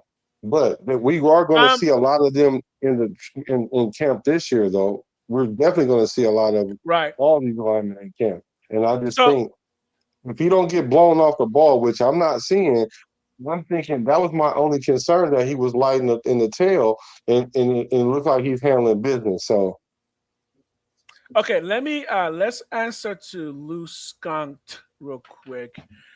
He says, quote, Spy-Tech, I made the apparently he doesn't like Spy-Tech. Brought you Pete. Brought us Pete. No, I think Pete wanted to come. He didn't bring us Pete. Pete wanted to come. Made the worst call in Super Bowl history. What call was that? Not giving the ball to beast mode and throwing the interception. Oh, whatever, man. Spy-Tech brought you Gino. Yeah, okay. Gino also made sense. Spy-Tech brought you Cousins. Okay. That makes sense. I'm a donkey? He said Kubiak, I'm a donkey, because his lineage come from Denver. Oh, because his dad is a big Denver guy. Yeah, his dad also won Super Bowls. Yeah, that's what I. He doesn't like Kubiak. He says Kubiak's a joke. No, we can keep talking about it. If a donkey can bring me a Super Bowl, what do I care? Good donkey. Donkey. I don't understand what Pete's a joke. Pete's a Hall of Famer. What? I know I make sense. Maybe you make sense to yourself, but pizza. Kubiak is a joke. Sure. Oh yeah, Jason, you like how ALC was stepping up in the pocket in that clip? Yeah, I did. You know what? I watched it. I was like, because I made a comment about ALC, and I was like, his ability to navigate the pocket is left to be desired. And then I've seen a couple plays that he was actually looking good. But further in this video, if we were to watch this whole video, then we would see this ugly head rear. It rears his ugly head because that's the video by Saturday morning inspections, right? Yeah. I can go. I'll go watch it. I'll go watch it outside of here. It's fine. I'll watch it. And it was times that you could tell that he didn't even want the player by him, and his footwork and his platform was off, and he was throwing the ball really awkwardly and things like that. And there was times that he could have stepped up but didn't. But I just think Yeah. that he can get better with it as time goes on. But yeah, that clip did have me feeling that way too when I Look first saw it. again. This is fine, but this just makes me more sure that he's not going to be a replacement for DJ Glaze, right? He's going to be a potential replacement for Colton Miller, who has injury history, who, as far as we know, gets injured every year, right? Yeah, that's fine. Because I mean, the more options we have, the better, right? And unless DJ Glaciers doesn't fit the scheme whatsoever, I'm just more sure now that the O line is going to be really good, because I'm fine with Charles Grant. I'll go watch the video if he proves to be continue what you just showed. Oh yeah, I'm like, okay, cool. Let's start talking about trading Colton The Miller video now. gets better. The video gets better, and he is going to be the eventual replacement for Colton Miller, I believe. But here's the thing: why not just trade Colton But Miller now? no, we already had this issue. I No, know. because the reason why I say that is because the injuries that Colton Miller get aren't those injuries that like makes your O lineman lose a lot of shelf life. Because like a high ankle sprain, a shoulder injury, those are injuries you can play with even if you were like injured like later on in your career. Colton Right. Miller is still young. He's still young. Colton So Miller's still young. yeah, Still young enough. still Yeah, young. still young enough. Right. Yeah, he's still young enough to play like 2 or 3 more peak Right. seasons. I But if mean, Charles Grant is what you say he is, Charles Grant is also, he's not getting any younger either. Charles Grant is already, what, 25? yeah, but he's had 3 seasons. He has 2 seasons already to kind of like lock that position down. And if there is someone that Yeah. we can put there that is equally as good as him or a little bit better, I'm talking about mobility wise, because we're going to need him to run out and go hit somebody because of the zone the zone that we're gonna run. So So you he's think the not. zone scheme is more, you have to go out and hit people more in the zone Well, scheme? yeah, you have to. Yeah, you have to run towards. You got to be more athletic as a lineman. You can't. You're not sitting there just waiting for somebody to come and then you just ride them out around the circle and then the quarterback step up, Let me get or some or, information or on that. or like power where you just go man on man. No, there's schemes, and we need him to be able to move. Like JPJ, what make JPJ so good is his ability to move. That's why a lot of people, and But myself included, thought that he would be a better guard than center because uh, the guard position, you need to pull the guard. You need the man, guard to yeah, go to the next level. there's a lot of hate for DJ Glaze that I've not been aware of. It was like he was the only lineman last year who actually played the entire season. Yeah, Yeah, yeah, no. maybe something Remember, I'm I missing there. said Let me that's the see. thing. That's the thing that I really give him props for is because he was the only lineman that didn't get injured and play all the game. But at the same time, the scheme is the scheme, and he's going to get the opportunity because he's going to be the first. He's going to get first team reps to begin with. But if they try to run the ball and he ain't out there blocking like that, and they stick Charles Grant over there, and Charles Grant is blocking, then there's going to be big troubles in little Las Vegas. Okay, but okay. So I'm looking at the scheme right now. So you're saying that he has to be more athletic? I don't know. Well, based on what I'm seeing, on okay. So what you talking about in a running situation. In a running situation, we don't need. I don't think we. I think we can design it to where he doesn't need to be any more athletic than he is right now. But if you got a guy that's already athletic, why should you have to scheme around a player deficiency when you have a player that don't have that deficiency? Right. Well, because strength is also a form of athleticism, and that might be more useful in a situation than somebody who's able to move quicker. Yeah, and I see I DJ mean, I Graves understand what you mean. Like, if we're talking about pulling, if we're talking about like pulling one of those tackles, yeah, but you don't have to pull no, DJ Glaze if he's not able to do that. You can just pull no, Charles yeah, Grant. but he's still gonna have to run forward like 3 to 5 yards. Like, he has to go attack someone. He has to go Yeah, well, block someone, and exactly. But I'm not and that's seeing. not his strength because his footwork. He don't have good footwork. I, That's his issue. What's his superpower is his arms, his length of his arms. okay. That's So his the length of superpower. his arms, he's got that, and he's got good size. Yeah, I His think you just mobility use. is the issue. He doesn't need that though. Not You every do. lineman needs mobility. Like you can just No, use you them don't. within You their don't have strength, to. right? You don't have to. But if you have a guy that plays tackle and he's mobile and he's strong enough to block these guys, If you do, yeah. If you not to do, mention not to mention Glaze definitely couldn't play left tackle, right? Could we yeah, of agree that he course. That's couldn't why play he's. left tackle? I agree. So If you so have so all those things, if you do, but we didn't last year because DJ Glaze won that battle. So we didn't have. You're saying that there's a good chance we have that now.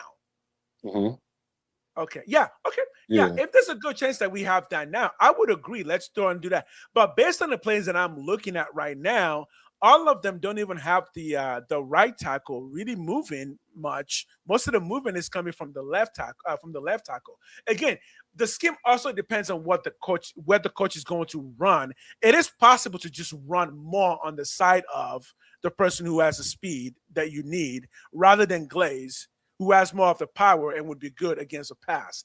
I think overall, DJ Glaze has proven to be a much better overall lineman. He's good enough against the Mm, run, he's good enough against the pass. mm, we gonna see. We're gonna see, Yeah, yeah. Oh yeah, we no, gonna see.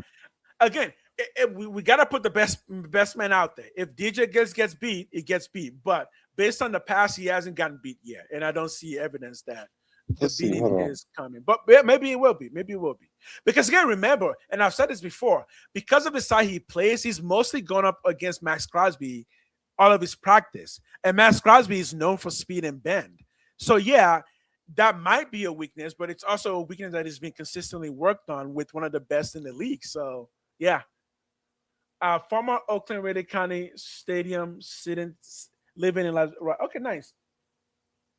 Yeah, that's fine. Yeah, you're fine. You like the team. Lou, I think what everyone's saying is you like the team, but you don't seem to say anything positive about it, which kind of indicative of maybe you don't like the team. Because why would you not say something positive about it, right? even if you thought the Raiders are not going the right direction, I mean, it's still something to be hopeful, but you just don't seem to have any hope. You know what I mean? Cut Cousins immediately. Why? Why cut him immediately? Okay, so it's fine. Well, if you can type it out, I can ask you some questions. Cut Cousins immediately. Why? What would be the reason? To save 10 million?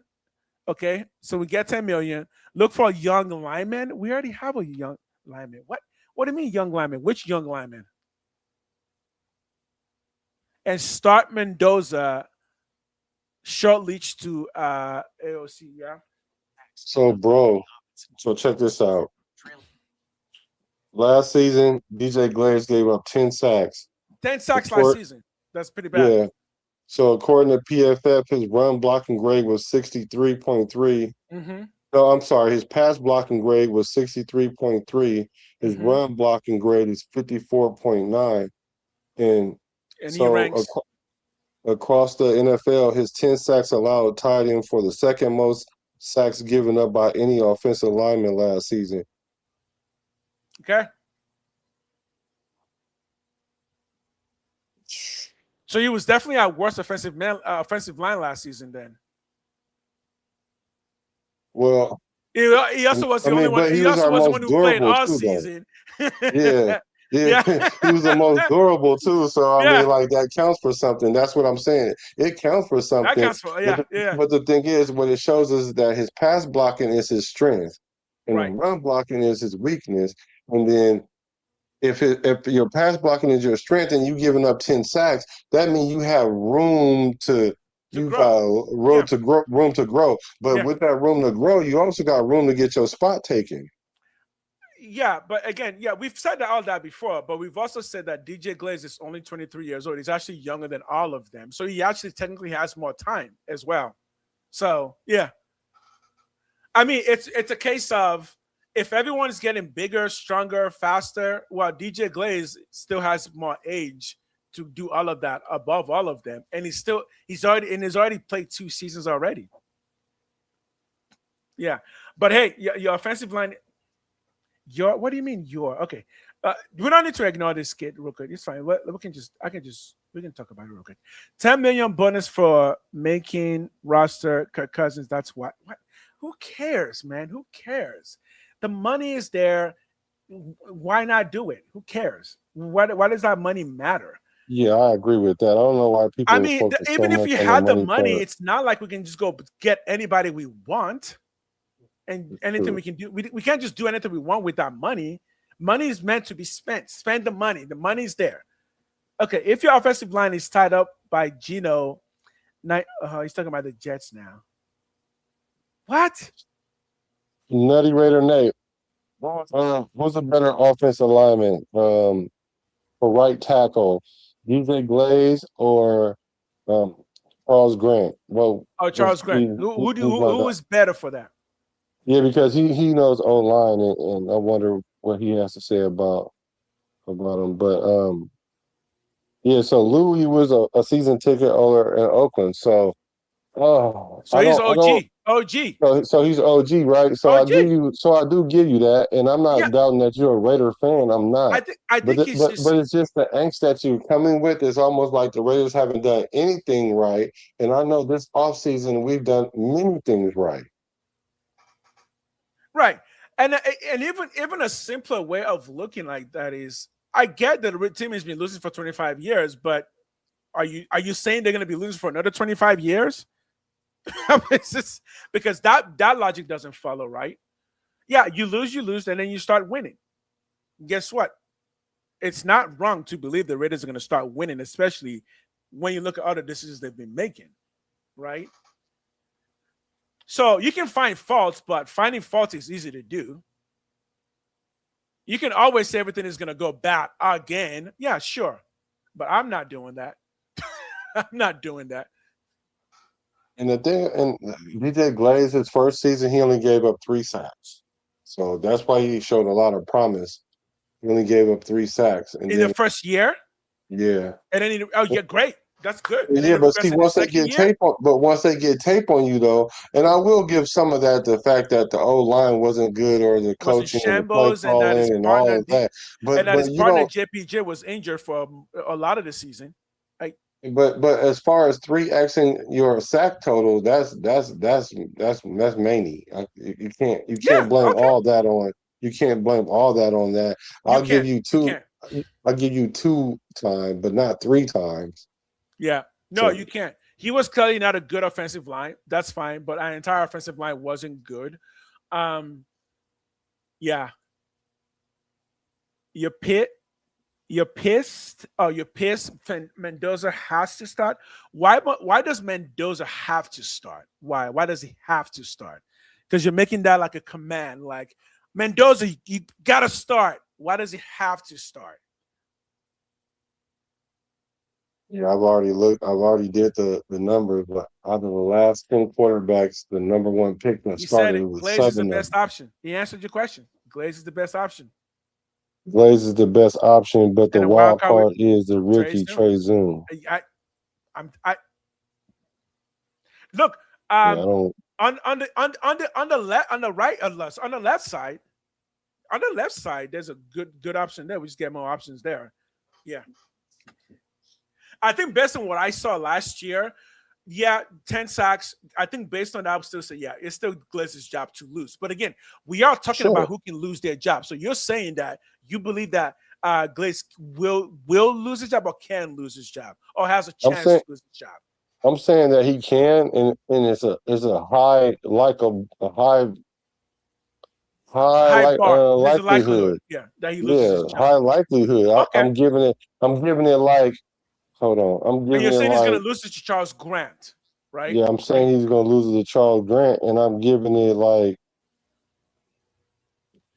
Fernando 2 ice cubes. 2 ice cubes that it can happen like 50-50. I'm thinking it's close like the 50-50. Yeah, We're not melting. We're not fully melting, so that's good. yeah, no, I think the advantage is like 60-40 right now. But I Okay. think once we get into camp and Kubiak sees what Grant can do, because Grant still has to make the shift from being a left tackle to a right tackle. And so Okay. essentially you have to change what you were doing on the left side and reverse it. So it takes the reps for you to be able to be um for you to be comfortable with doing it like that, because I'm sure he's not as comfortable at right tackle as he is left tackle. So He it's actually going to played take a little right bit there. tackle. He played right tackle in college because I saw a film that he did play right tackle in college. Mm, Maybe he played both, but the film that I saw, yeah, I'm pretty sure I saw him on the right side.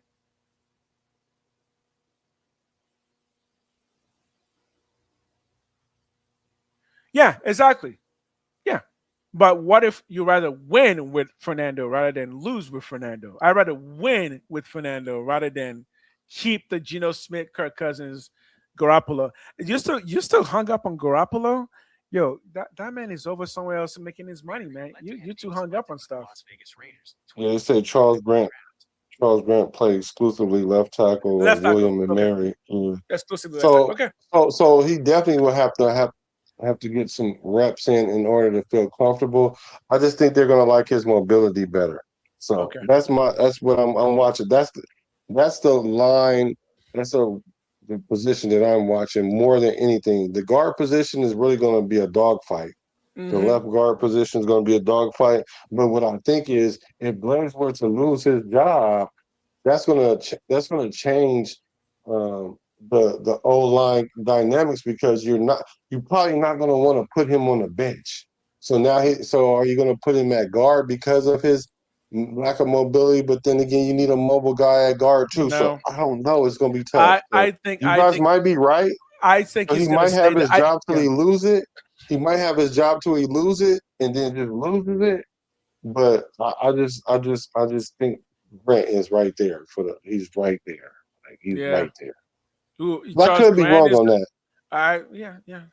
That's why I give it 2 ice cubes. I didn't say straight no chaser or 1 I cube. mean, I can see where I can be I off feel right like there. Colton Miller's job is easier to chase.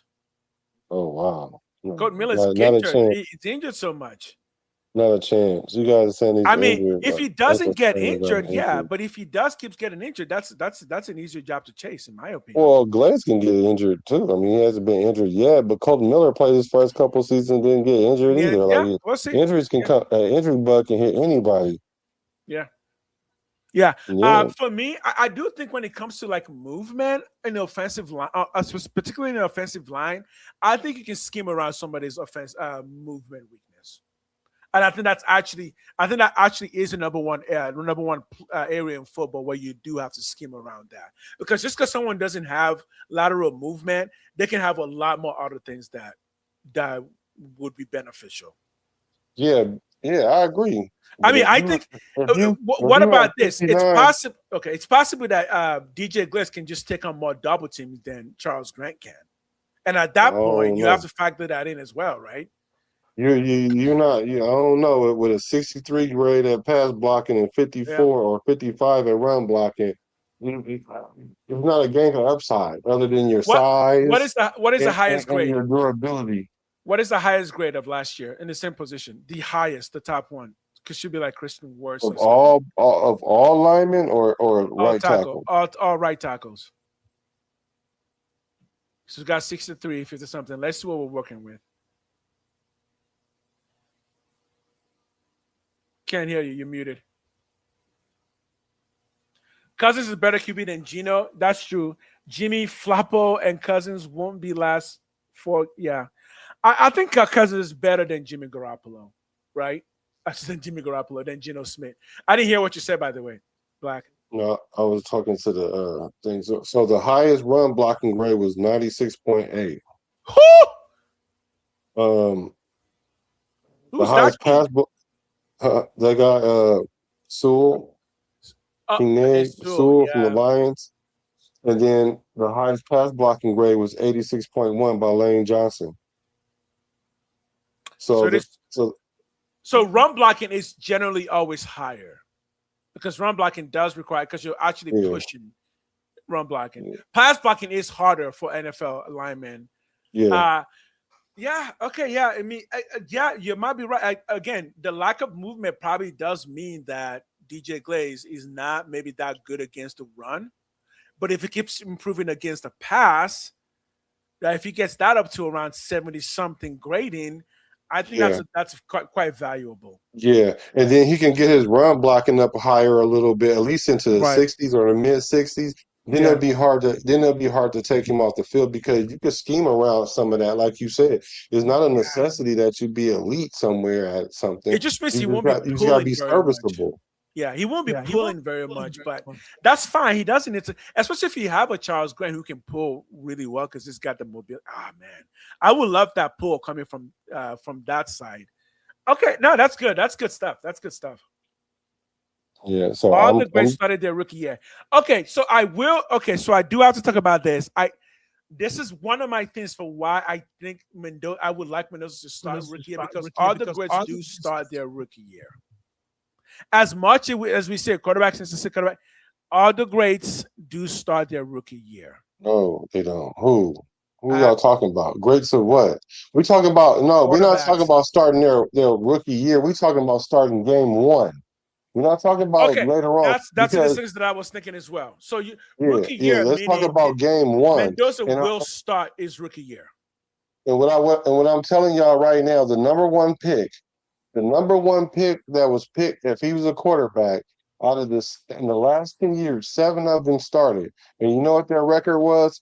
25, 82, and 2. Yeah. So y'all, you can say what you want. Their record was 25, 82, and 2. So that's not good at all. And then you're not winning. That's not a thing. It's not a thing. They're getting home. I think built into the concept of starting your rookie quarterback is this idea that you are going to lose a lot of games. Because the idea of starting the rookie quarterback is the team is terrible. We just need to kickstart this thing right away. We're going to lose a lot of games. We'll figure it out as we go along. But built into that concept is also the fact that you really only want to do that if you have no other option. Exactly. I was about to say, why would you want to do that when you got a quarterback that can win games now?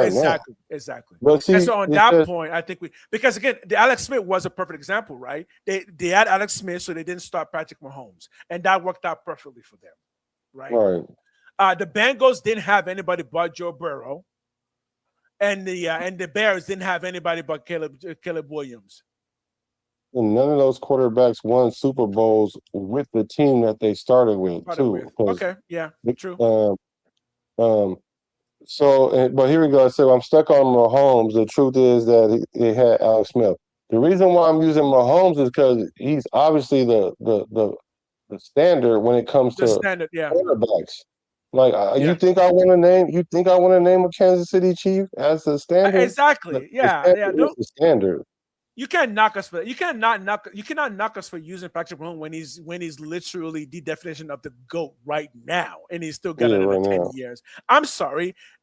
The man is great. I'm glad. I wish he was a Raider. But yeah, the other examples are like Joe Burrow, who hasn't won a Super Bowl, right? He got that in his first year, and then after that, nothing. So yeah, I mean, Lou. So here's the thing. I get Aaron a lot Rodgers of your sat Aaron Rodgers sat behind for 3 years, and he actually played a little bit sometimes. Yeah, he actually came in and sat down. There is also someone like that. And then Aaron Rodgers made Jordan Love sit on the bench for 3 years all the way through. Yeah, he sat on the bench for 3 years. So there's an argument to be made here that it's best to make the rookie quarterback win the job rather than just giving it to him. Because the other side is, if you just start in week 1, did he win the job or did you just throw him in there? Again, camp competition, if you can beat out Kirk Cousins, that tells us something. It just doesn't feel like you're going to be able to beat out Kirk Cousins within the first week to start. So I think he's going to start his rookie year. I just don't think he's going to beat out Kirk Cousins to start week 1. Look how many Super Bowls Brady. Yeah. What's insanity is believing that this kid is better than Kirk Cousins And why would you want to stick him out there risking this pick? Yeah. And you have a viable quarterback that's better than him. Like he knows the system better. Right. So Luke, that is the You other just thing. don't like Cousins Kirk does Cousins, know which the is system fine. better, right? Cousins knows the system a lot more, right? And he's always been efficient, and he's always been a good player. And sure, you can say, well, he got injured, and yeah, okay, this football is a violent sport. That's inherent with the game. Right. Yeah, he played. Exactly. He played. Exactly. He played half a season. The man came in. They changed the offense up for him. He won 4 of his, I think, last 5 games or whatever. He Mm-hmm. won more games than the Raiders did, and he played half a season. So I don't Mm-hmm. understand, like, why are we thinking Kirk Cousins is not the guy that he's been this whole Right. time? Like I said, the only thing that's going to stop that is if he hits a wall, an age wall, or if he gets injured. Right. And they said the same thing about Tom Brady. And Tom Brady won like 2 Super Bowls in his 40s and won one when he was like 38 or 39. And I think people need to understand that visualization is part of learning. If Mendoza sits on the sideline for even 8 weeks, he's literally not just sitting there doing nothing. He's visualizing. He's seeing the plays play out, how Cousins is running the plays, how the coach is explaining. Like, there's so many things to learn as a rookie that's more than just go out there and throw the ball. Like, and a true winner understands that even when you're not in the game, you're still learning, because when you get into the game, then you're more prepared. So I think there's a lot to be said for sit, understand how the game is playing out. Here are the coaches are calling it. Here are the quarterback is running the plays, to get those ideas in your head for the first 8 to 13 weeks. I know you're not using Carson Wentz as an example. You don't even know what Carson Wentz is right now. You think he's playing somewhere? Exactly. Like Carson Wentz fell off. Like I said earlier, you can mess around and win one. You can. But a winner wins consistently. And I ain't talking about they got to win every year. I mean, they win more than one time. They win multiple times. Like Mahomes, I hate to say it, is a winner. Carson Wentz won. Yeah. Like that's just like saying Nick Foles. Like you see what happened to Nick Foles? He came in, won a Super Bowl. Then they tried to make him a starter, and he ended up being a backup. And he ended up being a backup again, and then he ended up disappearing out the league. Yeah, like, exactly. Even like Matt Flynn. Remember Matt Flynn? Oh yeah, he was almost out the league until he threw 5 touchdowns against us. No, I think Lou, I get what you're saying. I get it. I really, really do. But again, there's no need to panic when panic is not necessary. I just don't. There we go. There's no need to start in week 1. There isn't. Yeah. So yeah, actually, exactly. Eli Man talk about it. He said, "Team better." He said, "You, the team's better when you play games than sitting." Yeah, for them. Yeah, for them. Yeah, for them. For them. Who was the backup? Who was the quarterback that they could have pivoted with? I think they ended up going with David Carr. I don't know if they had David Carr this first year though, but they ended up going because David Carr actually has a Super Bowl ring because he was a Giant. He got a Super Bowl ring with the Giants. I think he only has one. I don't think he was there for both years.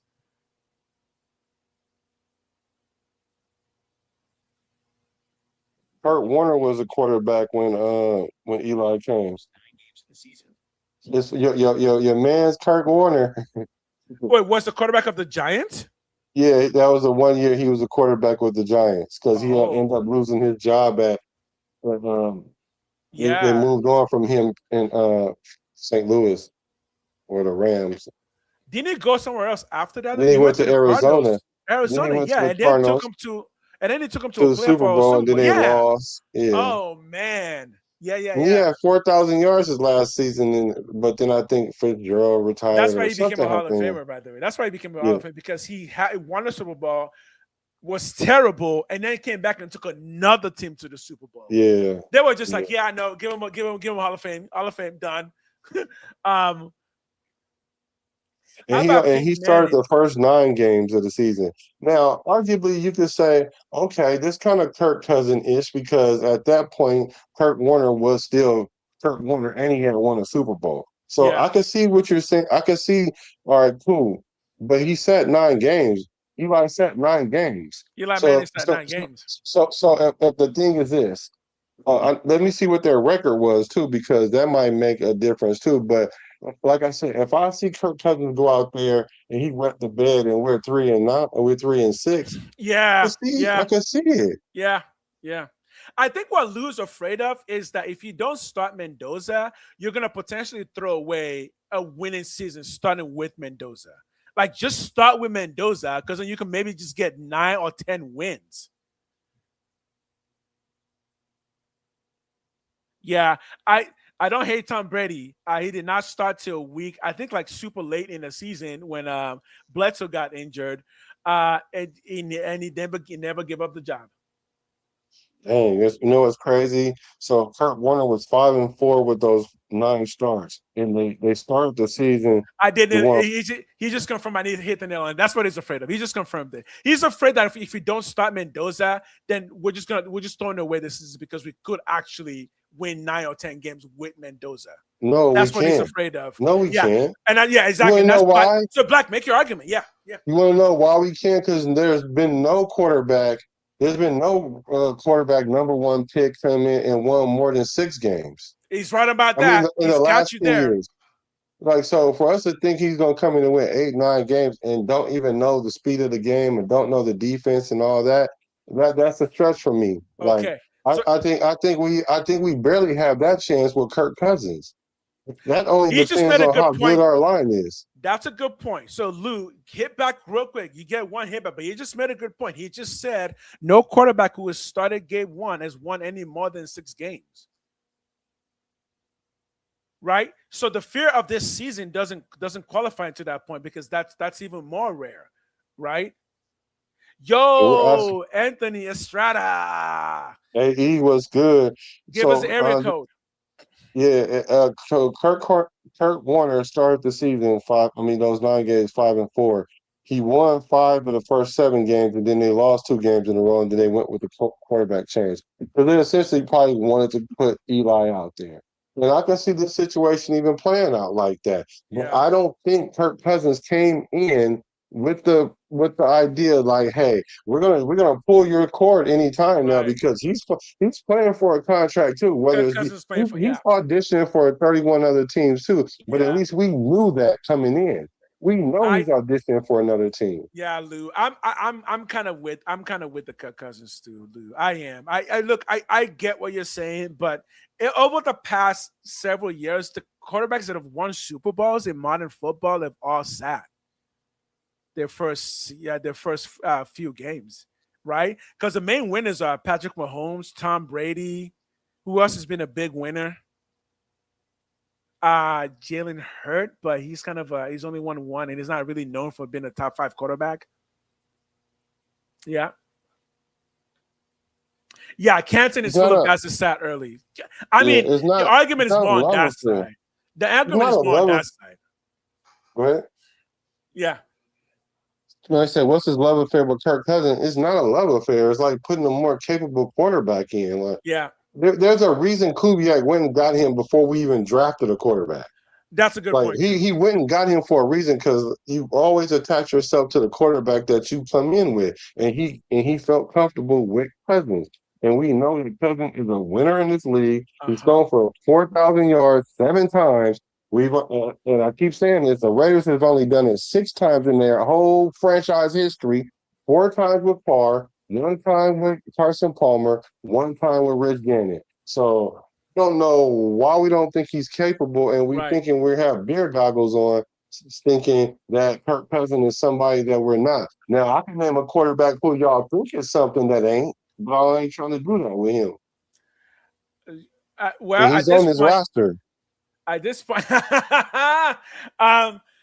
Peyton Manning, Eli, Aikman, Bradshaw. Yeah, those are true. But man, football has changed a lot since even when Peyton Manning played. I'm sorry, man. Like football, the complexity of football, the players just know so much more that, generally speaking, in modern day football, a veteran defensive squad is going to tear apart a rookie quarterback. Yeah, for sure. AD was Generally good. speaking, right? Generally speaking, football is just so much more complex now than back in those days. I'll throw that out there as maybe a possible reason why more people are just feel safer just sitting a quarterback for at least a few games, right? Because Right. again, we're talking NFL speed. NFL speed.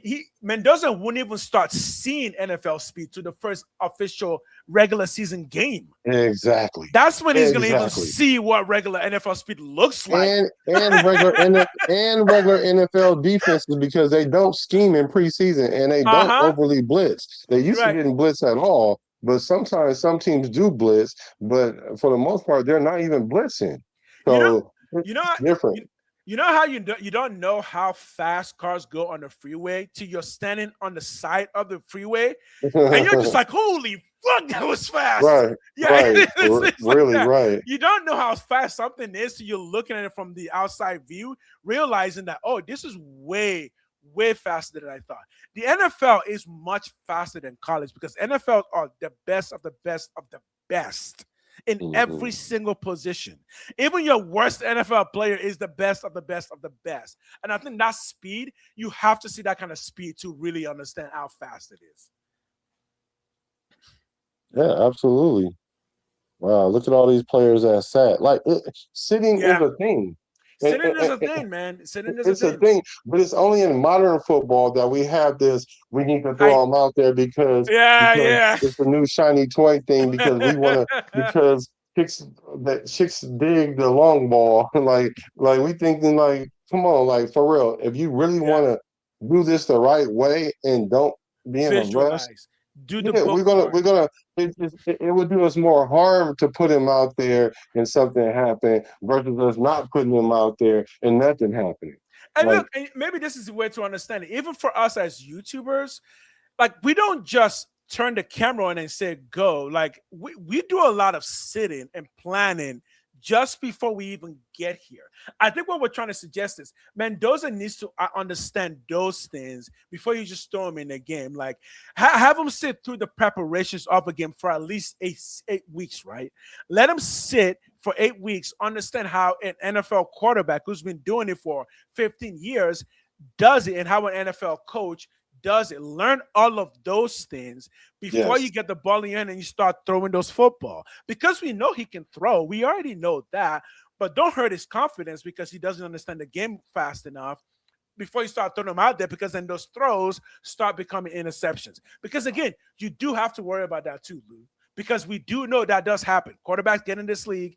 David Carr being a prime example. You throw him out there and his entire career is gone because now he thinks everyone's going to sack him on the side of the street because he's afraid of boogeymen everywhere. He's right. walking home and he's getting skittish. Look, football hurts. It really hurts, you know? Yeah, really, really bad. And the funny thing about all this is when Mendoza was drafted, at least half of these people that want him to start game one were saying that in any other draft he wouldn't have been a number one pick, or he isn't that good, or he comes from he's a system quarterback, and Yeah, yeah, Signetti was the reason why, and then because he's 30 years old, he's 25 years old, and his team was too old, and it was everything but that he was good. But now yeah. y'all seem to think that he's already better, like good enough to start week one over a Kirk Cousins who we know can play the game at a high level. Yeah, yeah, yeah. I, I, I think the argument for Kirk Cousins does make more sense because there's just a less likelihood of something horrible coming out of that. The worst case scenario is we lose 6 games to start the season, and we're like, okay, that experiment is over, right? That's kind of the worst case scenario. Even an injury leads to what you want, right? Yeah, another first round pick. I mean, number one pick. Yeah, look, Luke, I'm getting your point. I am, but again, Cousins is just less risky. The worst case scenario literally means you'll lose like 6 games and then you'll just pull them, right? It's not. Yeah, I think that's a good enough gamble to take. and he would understand it. He would even understand why we pulling him. Exactly. At that point, it's like, oh no, we understand. But even in a medium case scenario, Cousins plays 8 games, and Mendoza gets to actually see a winning quarterback. Because hey, if Kirk Cousins goes out there and he's like 4-2 after 6 weeks, Mendoza is now looking at an NFL turnaround into a winning club. That also is a win-win. If Mendoza's all that, he won't sit long because it would be pretty clear that he's ready, or at least Kirk Cousins is not the best man for the job. You're talking money too much. You're talking money too much. That's your franchise line. If you're afraid. No, dude, again, the Raiders are one of the youngest teams in the NFL. We're not worried about the team getting old. Go look at the squad. Everyone's like 22, 23, 24, 25. We're not worried about the team getting old. We got the Raiders are built for the next 10 years, just so you'll understand that. This is not some gamble. This team is built for the next 10 years. Yeah. So we at the 2 hour mark, bro. We can keep going. Okay. If the people are having fun, we're having fun, we can keep going. Okay, says I trust our coaching staff. This go around. I actually trust them too. I do too. I think for me, this has been again, we've all been Raider fans for at least the past 15 years, so no one is to insult anybody by saying we're new fans. We've all seen how everything has been going, and this year definitely is different, and the people we're bringing in seem a bit more qualified than the people we've brought in before, or at least we're bringing in people who have actually won, not just done stuff. They've won, right? Our coach has won a Super Bowl as a coordinator. Our general managers won a Super Bowl as an assistant GM. Our quarterback has won an Heisman Trophy and a national championship. And our quarterback, Kirk Cousins, has won a lot of games. Yeah, so we've got winners in the house. Trust me, Lou, when it comes to talks like this, everyone talks in circles. Everyone talks in circles. But the thing is, we're talking in circles with him. Yeah, exactly. Yeah, we're talking in circles because you're talking in circles. Everyone's talking in circles. You want Mendoza to start week 1, and other people don't. And I think both points are valid. But the coaches are the ones who are making the decision, and they're making.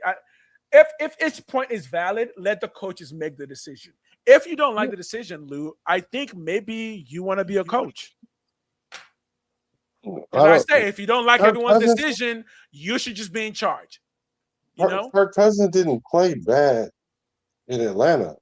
They were playing. See, the thing is, when you have this quarterback competition going on, we'll talk about that. When you have a quarterback competition going on, and you bring a quarterback in, give him the bag, and then you go draft a quarterback, right? Mm-hmm. And so then you start playing this game with him, this mental game, and so then you pull him, or he gets injured, right? Yeah. And so then he comes back and he plays good again, and then Penix ends up getting hurt. Now look at him. Let's show you how good those decisions were. The GM is not there no more. The coach is not there no more. Mm-hmm. Her Cousins isn't there no more. Mm-hmm. And Penix is about to lose his job to Tua. And the Raiders right now are better. Your camera's doing this thing again. So I got to reset it. The Raiders right now are a better squad than the Falcons were on paper. Even now. Yeah, I believe. I believe. So I think Kirk Cousins is in a better situation. And again, Lou, to calm your nerves, brother, if it's as bad as you're thinking it's going to go, there will still be plenty of time to make a playoff push if Mendoza is as good as we believe he is. If it's really this shit show and we're going 0-6, yeah, Mendoza's in the game, but that's plenty of time for Mendoza to become the person we believe he can. Look, but it's a win-win to just start Cousins. It's not a crazy idea, right? But we shouldn't be talking about playoffs anyway, because if we start Mendoza and he start off 2-6, do we pull him and then put in Kirk Cousins? Then what do you think that's going to do to his confidence? Exactly, yeah. I mean, yeah, again, Lou, that's the other scenario, right? If you start Mendoza and he goes 0-6, then what?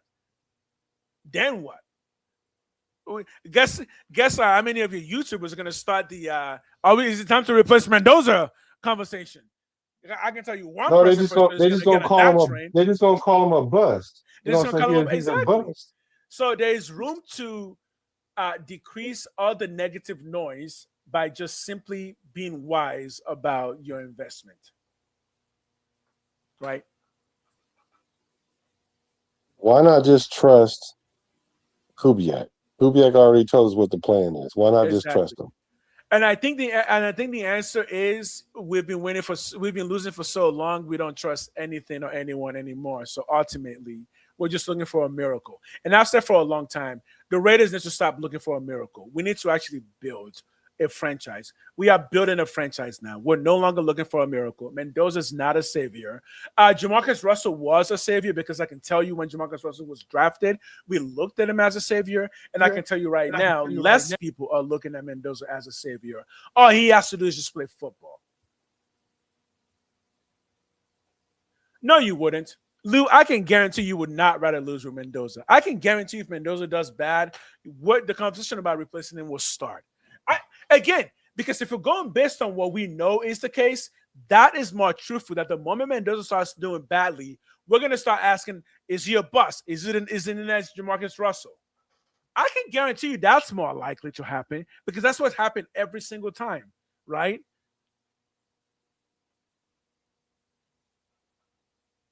So I'd rather not lose.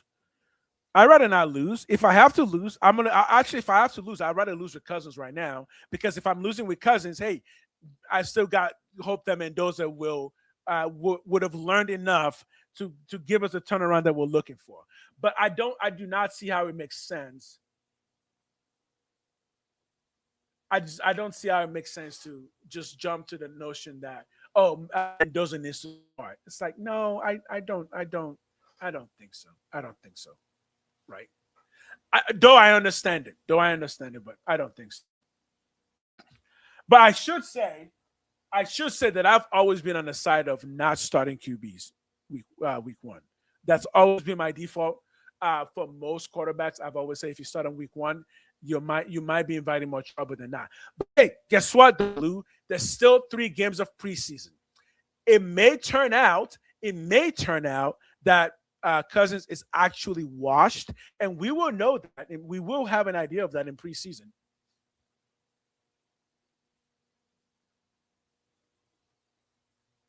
Yeah, I've also heard that Mendoza did not look good against the first-string defense. I'm not holding that up as much, but rather that, yeah, he's a rookie trying to get ready. But on every front, yeah, I think Cousins makes more sense.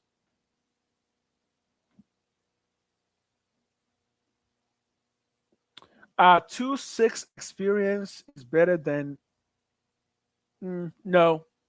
I for me it isn't. I don't think it is. I don't think it is. A 2-6. I think based on evidence of past events, a 2-6 Mendoza is going to start creating unnecessary chaos in Raider Nation. Based on what I know about Raider history, a 2-6 Mendoza is going to start creating conflict. A 2-6 Mendoza is going to cause more than a conflict. It's going to cause a confidence issue. It's going to cause because then, first of all, because you let the nation talk you into starting him, and then when he starts, he doesn't play good, and so now he's not only. So what we think he's going to come? So what, he got to sit the rest of the year and go through a training camp? Exactly. Because what that turns into, and it's happened with other teams. Go look at other teams. It's happened. That just turns into, let's sit him and just play Mendoza. Let's just sit him and play Cousins the rest of the season because he needs more time. We literally just end up in the same conversation, but in a much more negative situation. No, this is crazy right here. 2-6 experience is better than a 9-8 Cousins. It's not. In a 0-0 unproven Mendoza. Because the thing is, that would be fine. That would be fine if we didn't have Kirk Cousins. But you're talking about a franchise that had 3 wins last year. So you telling me if you 3 extra wins with 1 quarterback, you telling me it's better to go 2-6 with this quarterback instead because he's going to get experience. No, he's going to get knocked out and hurt. It's going to get knocked out and hurt. And you are going to have YouTubers who want to get your money in other wrong ways going live 24 hours already talking about should we replace Mendoza? Should we draft a quarterback next year?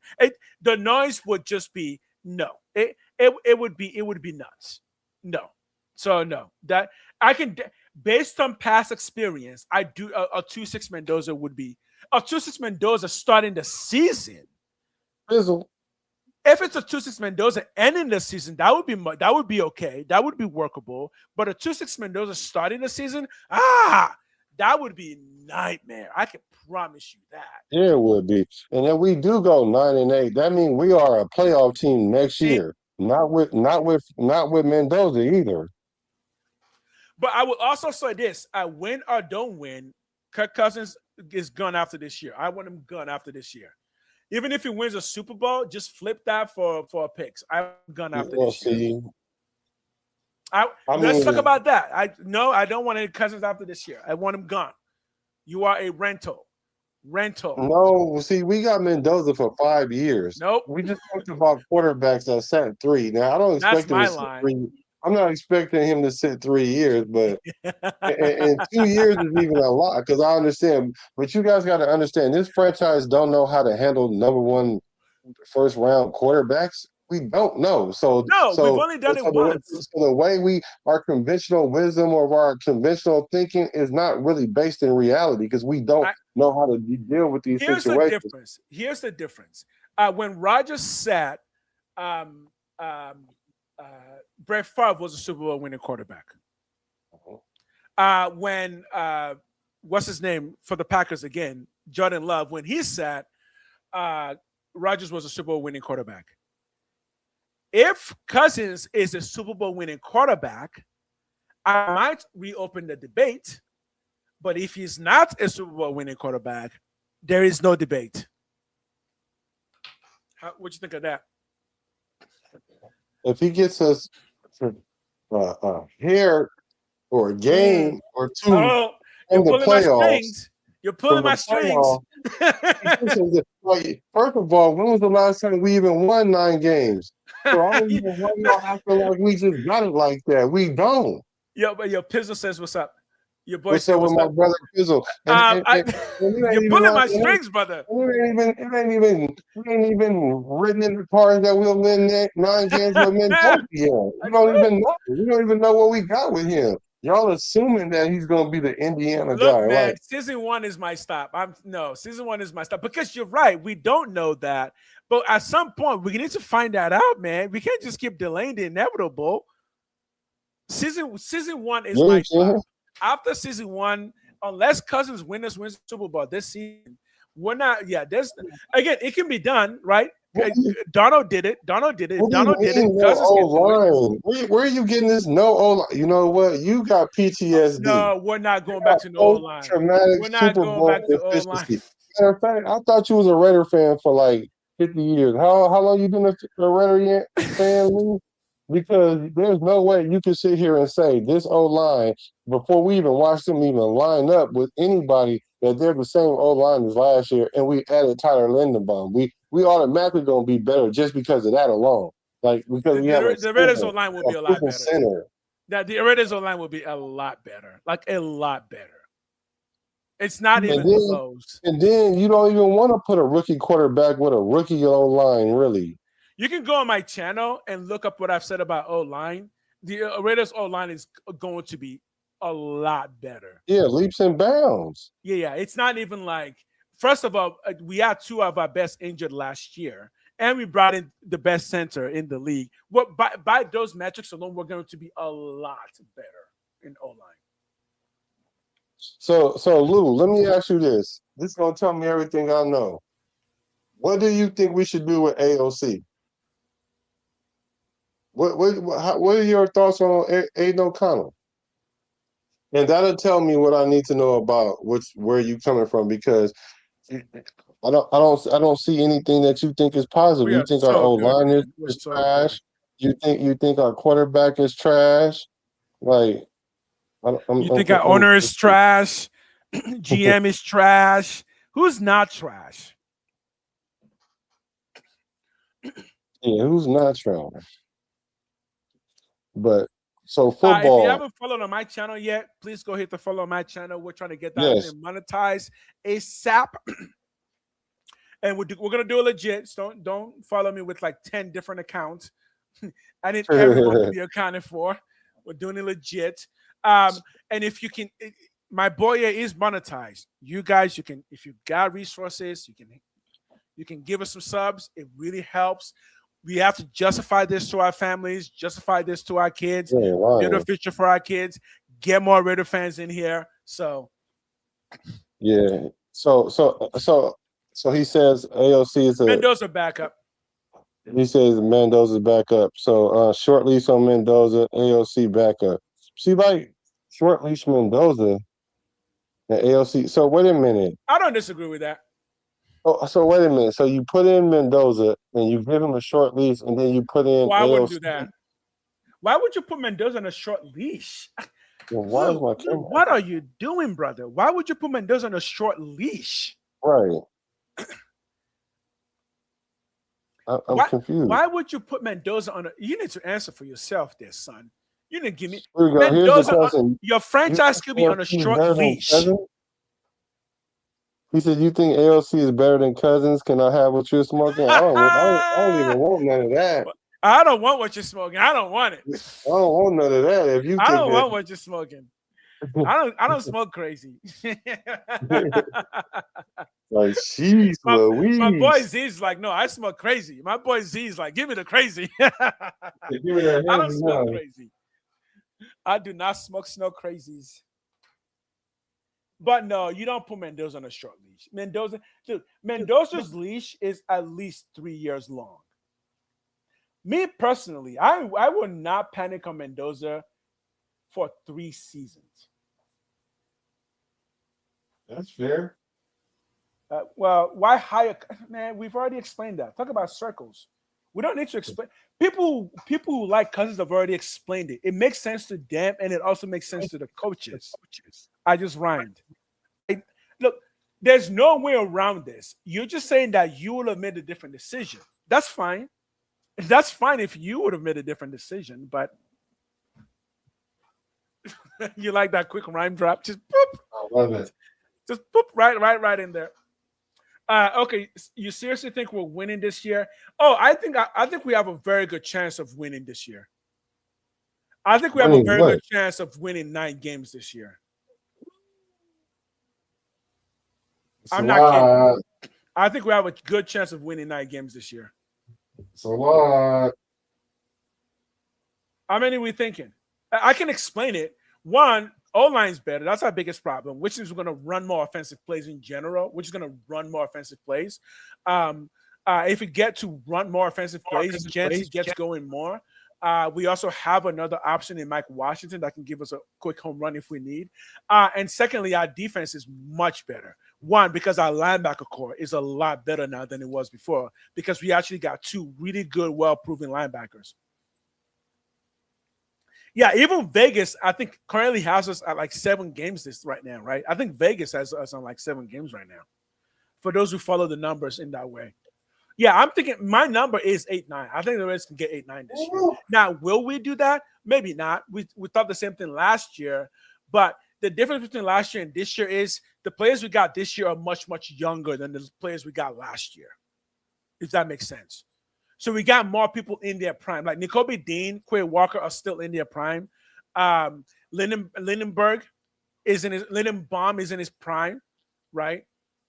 So we got better players, younger, better players in their prime than we did last year. I agree.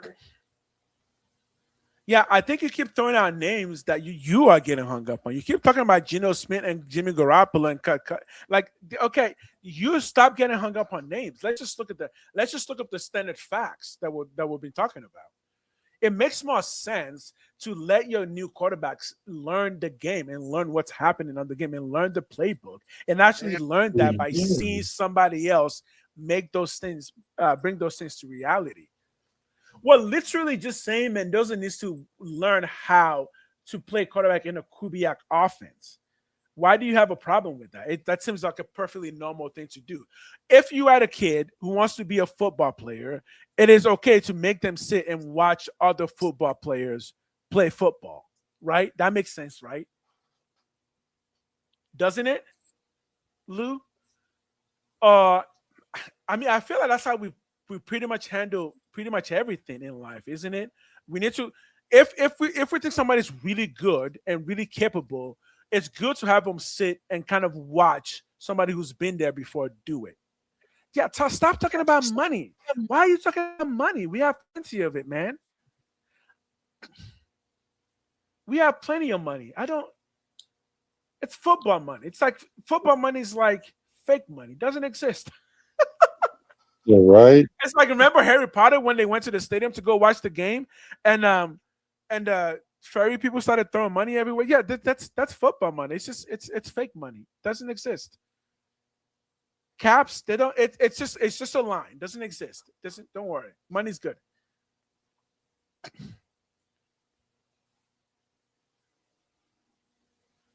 I would definitely buy the new Madden game. In fact, I will talk about the new Madden game on my channel. For those who have not followed the channel. Once Madden comes out, we will be talking about Madden. I'm gonna go over the ratings. We're gonna talk about the playbooks in Madden. We're gonna talk about the Raiders team. Each one, did they get it right? Did they not get it right? What are they thinking? Yes, I will do an entire Madden segment on my channel for at least the first 3 months of Madden. And I will also play Madden and do strategies on Madden as well. Yes, so Madden is a very big part of my channel. Yeah, football money is not our money. That's not that. I mean, it's collectively our money because we are putting it, but it's no, the football money doesn't exist. Don't worry about that. Especially now that we're under like a really wealthy organization that's worth over 100 billion. Oh yeah, no, football money doesn't. We good. We good. We good. Yeah, I don't think it's a no-brainer. And the thing about it is, even if you guys have a different perspective and you see the franchises going in a certain direction, yeah. We gotta go with the direction the franchise is going. Because what you guys gonna do? Get so loud that you're gonna make them do what we want them to do? Like for real? Here's Is a that what we question for you, doing? Lou. Here's your question for you. When was the last time that you felt that the Raiders made a good decision in the offseason? Answer that question. The last that's time a good question. Everybody else can answer too. The last time you felt that the Raiders made a good decision in the offseason, including hiring, draft, free agency, the last time. And don't even count this time. Before this time, the last time.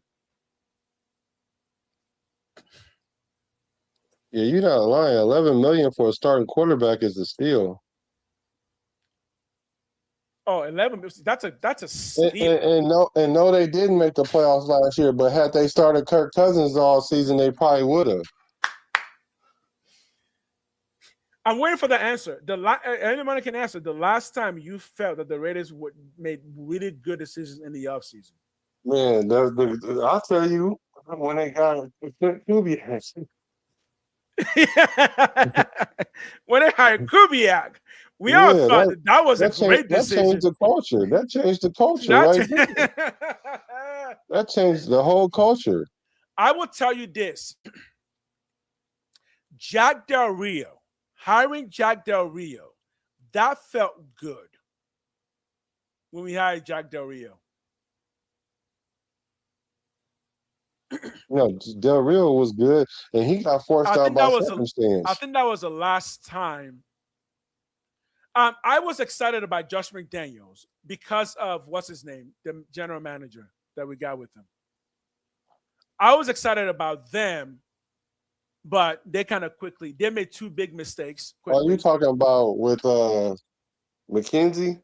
No. Josh McDaniels. No, McKenzie. I thought you were talking about he was with Del Rio.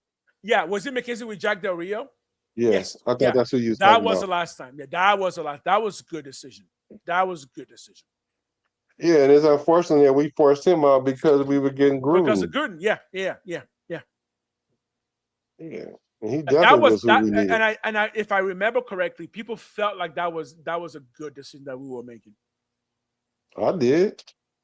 I think a lot of people thought and that. also the draft was also really good because we brought in Cleo Mack, and then when we got Derek Carr, we were like, "Oh shoot, we did it! This is good." And honestly, that did work out for a bit. It did until they got rid of Khalil Mack. Yeah. But bringing in Gruden, there was a plan in bringing in Gruden, and that plan was working because Gruden does take a few years unless you are the Buccaneers. I mean, Gruden really only ever built 2 teams, and the only other team was the Raiders, and he did take at least 4 years to build us the first time before we traded him. Yeah. So we knew that. Go ahead. No, I was just saying he inherited the Bucs, so exactly. So it was the Bucs realizing that Gruden was actually something of a football savant, and then giving up a ton to bring him in. But it took at least 4 years to build our organization before we let him go. And we let him go because we actually thought, and again, we were right that the next person behind him was good enough, which was Bill Callahan. And we were right because they did go to the Super Bowl. The first time. I didn't like Callahan because he don't know how to make adjustments. Exactly, but they did go to the Super Bowl. They went to the Super Bowl. Well, I would give a lot of that credit to John Gruden. No, I'll give credit to Gruden, but I also give credit to the quarterback. Because he was essentially a coach on the field, Rich Gannon. Rich Gannon, yeah. And again, remember, like we were saying that Gruden won with the Buccaneers because that program was already built. But Gruden did that same thing for us, and then we went to the Super Bowl with somebody else, and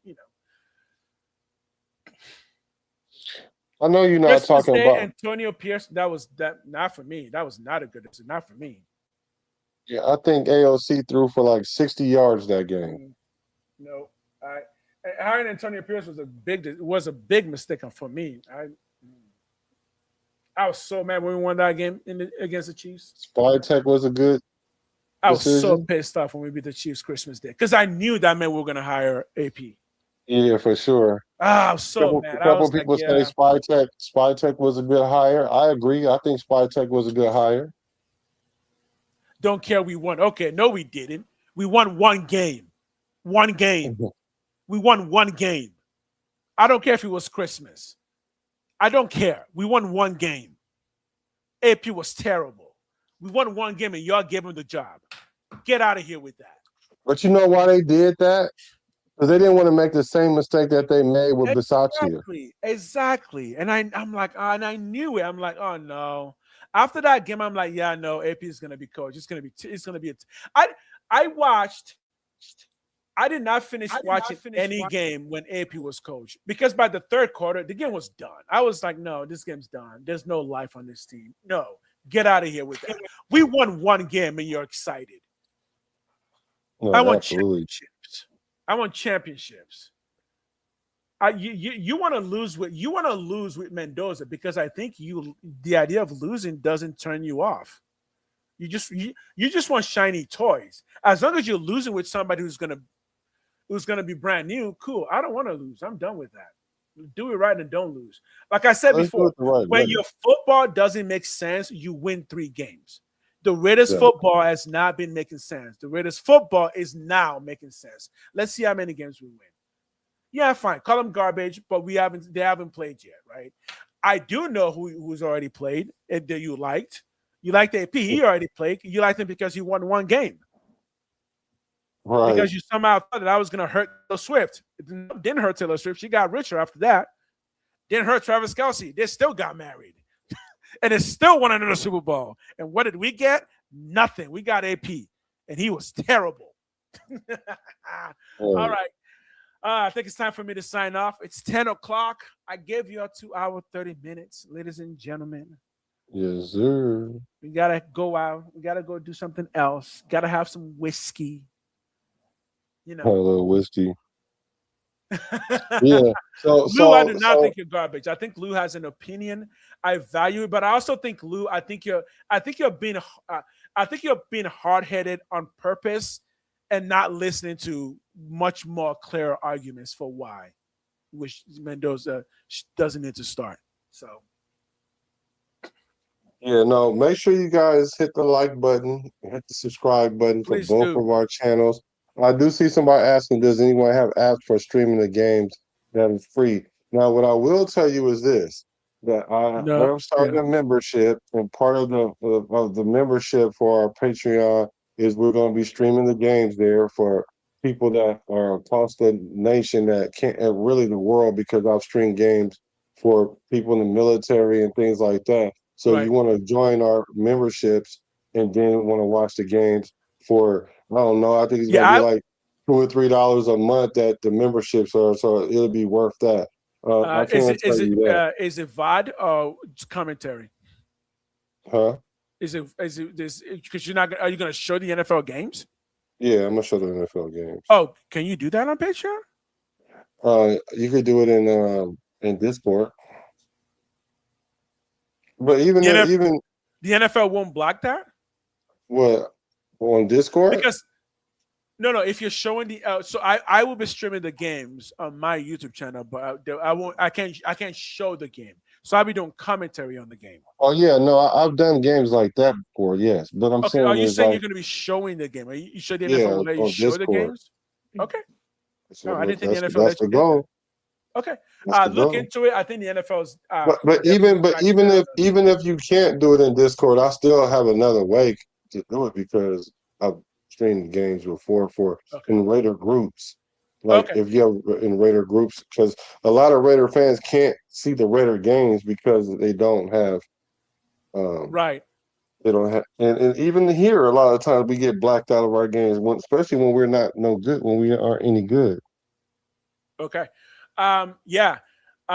If you figure that out, we'll see. Yeah, we'll work on that. We'll My work plan on was that, and yeah, I'll let my you know. plan, regardless of that, if that doesn't work, my plan is I will stream every game, but I'll be doing live commentary on every game. And Yeah, trust I me, usually do that too. trust me, you're gonna love some stuff that we're gonna be talking about. So because I buy a subscription to watch the games. I live in Canada, so I buy a subscription. That's the only way I can watch the game, unless I want a virus on my PC. But I can't stream the game. It doesn't even, it blacks it out, so you can't stream the games. Kind of like Jazz Sports does it, kind of like Mitch Rans does. That's what I'm gonna do, except better. Yeah, With more Raider yeah, knowledge. yeah. I've just been a Raider fan for long. I know much more about the team, so Right. So that's my plan, regardless. Okay. Thank you guys. Much Thank you, love for the guys. chat. You chat Raiders were great. Are we going on tomorrow, or what we gonna do? Take a day off and then another day, or what we doing? I promise you, if Kurt goes 2-6, I will want Mendoza. Yes, we'll be here tomorrow. We'll be here tomorrow. Okay. Yeah. So make Same sure time y'all tomorrow. hit this. Yeah, same time tomorrow, 7:30 West Coast time. Boom, boom, boom. All right, y'all. You know All right. how it goes, because I'm a Raider. I'm a Raider. Oakland Raider from Bay to LA. LA to Las Las Vegas. Vegas. I'm a Raider from the Bay to LA to Las Vegas. Recipes to Al Davis.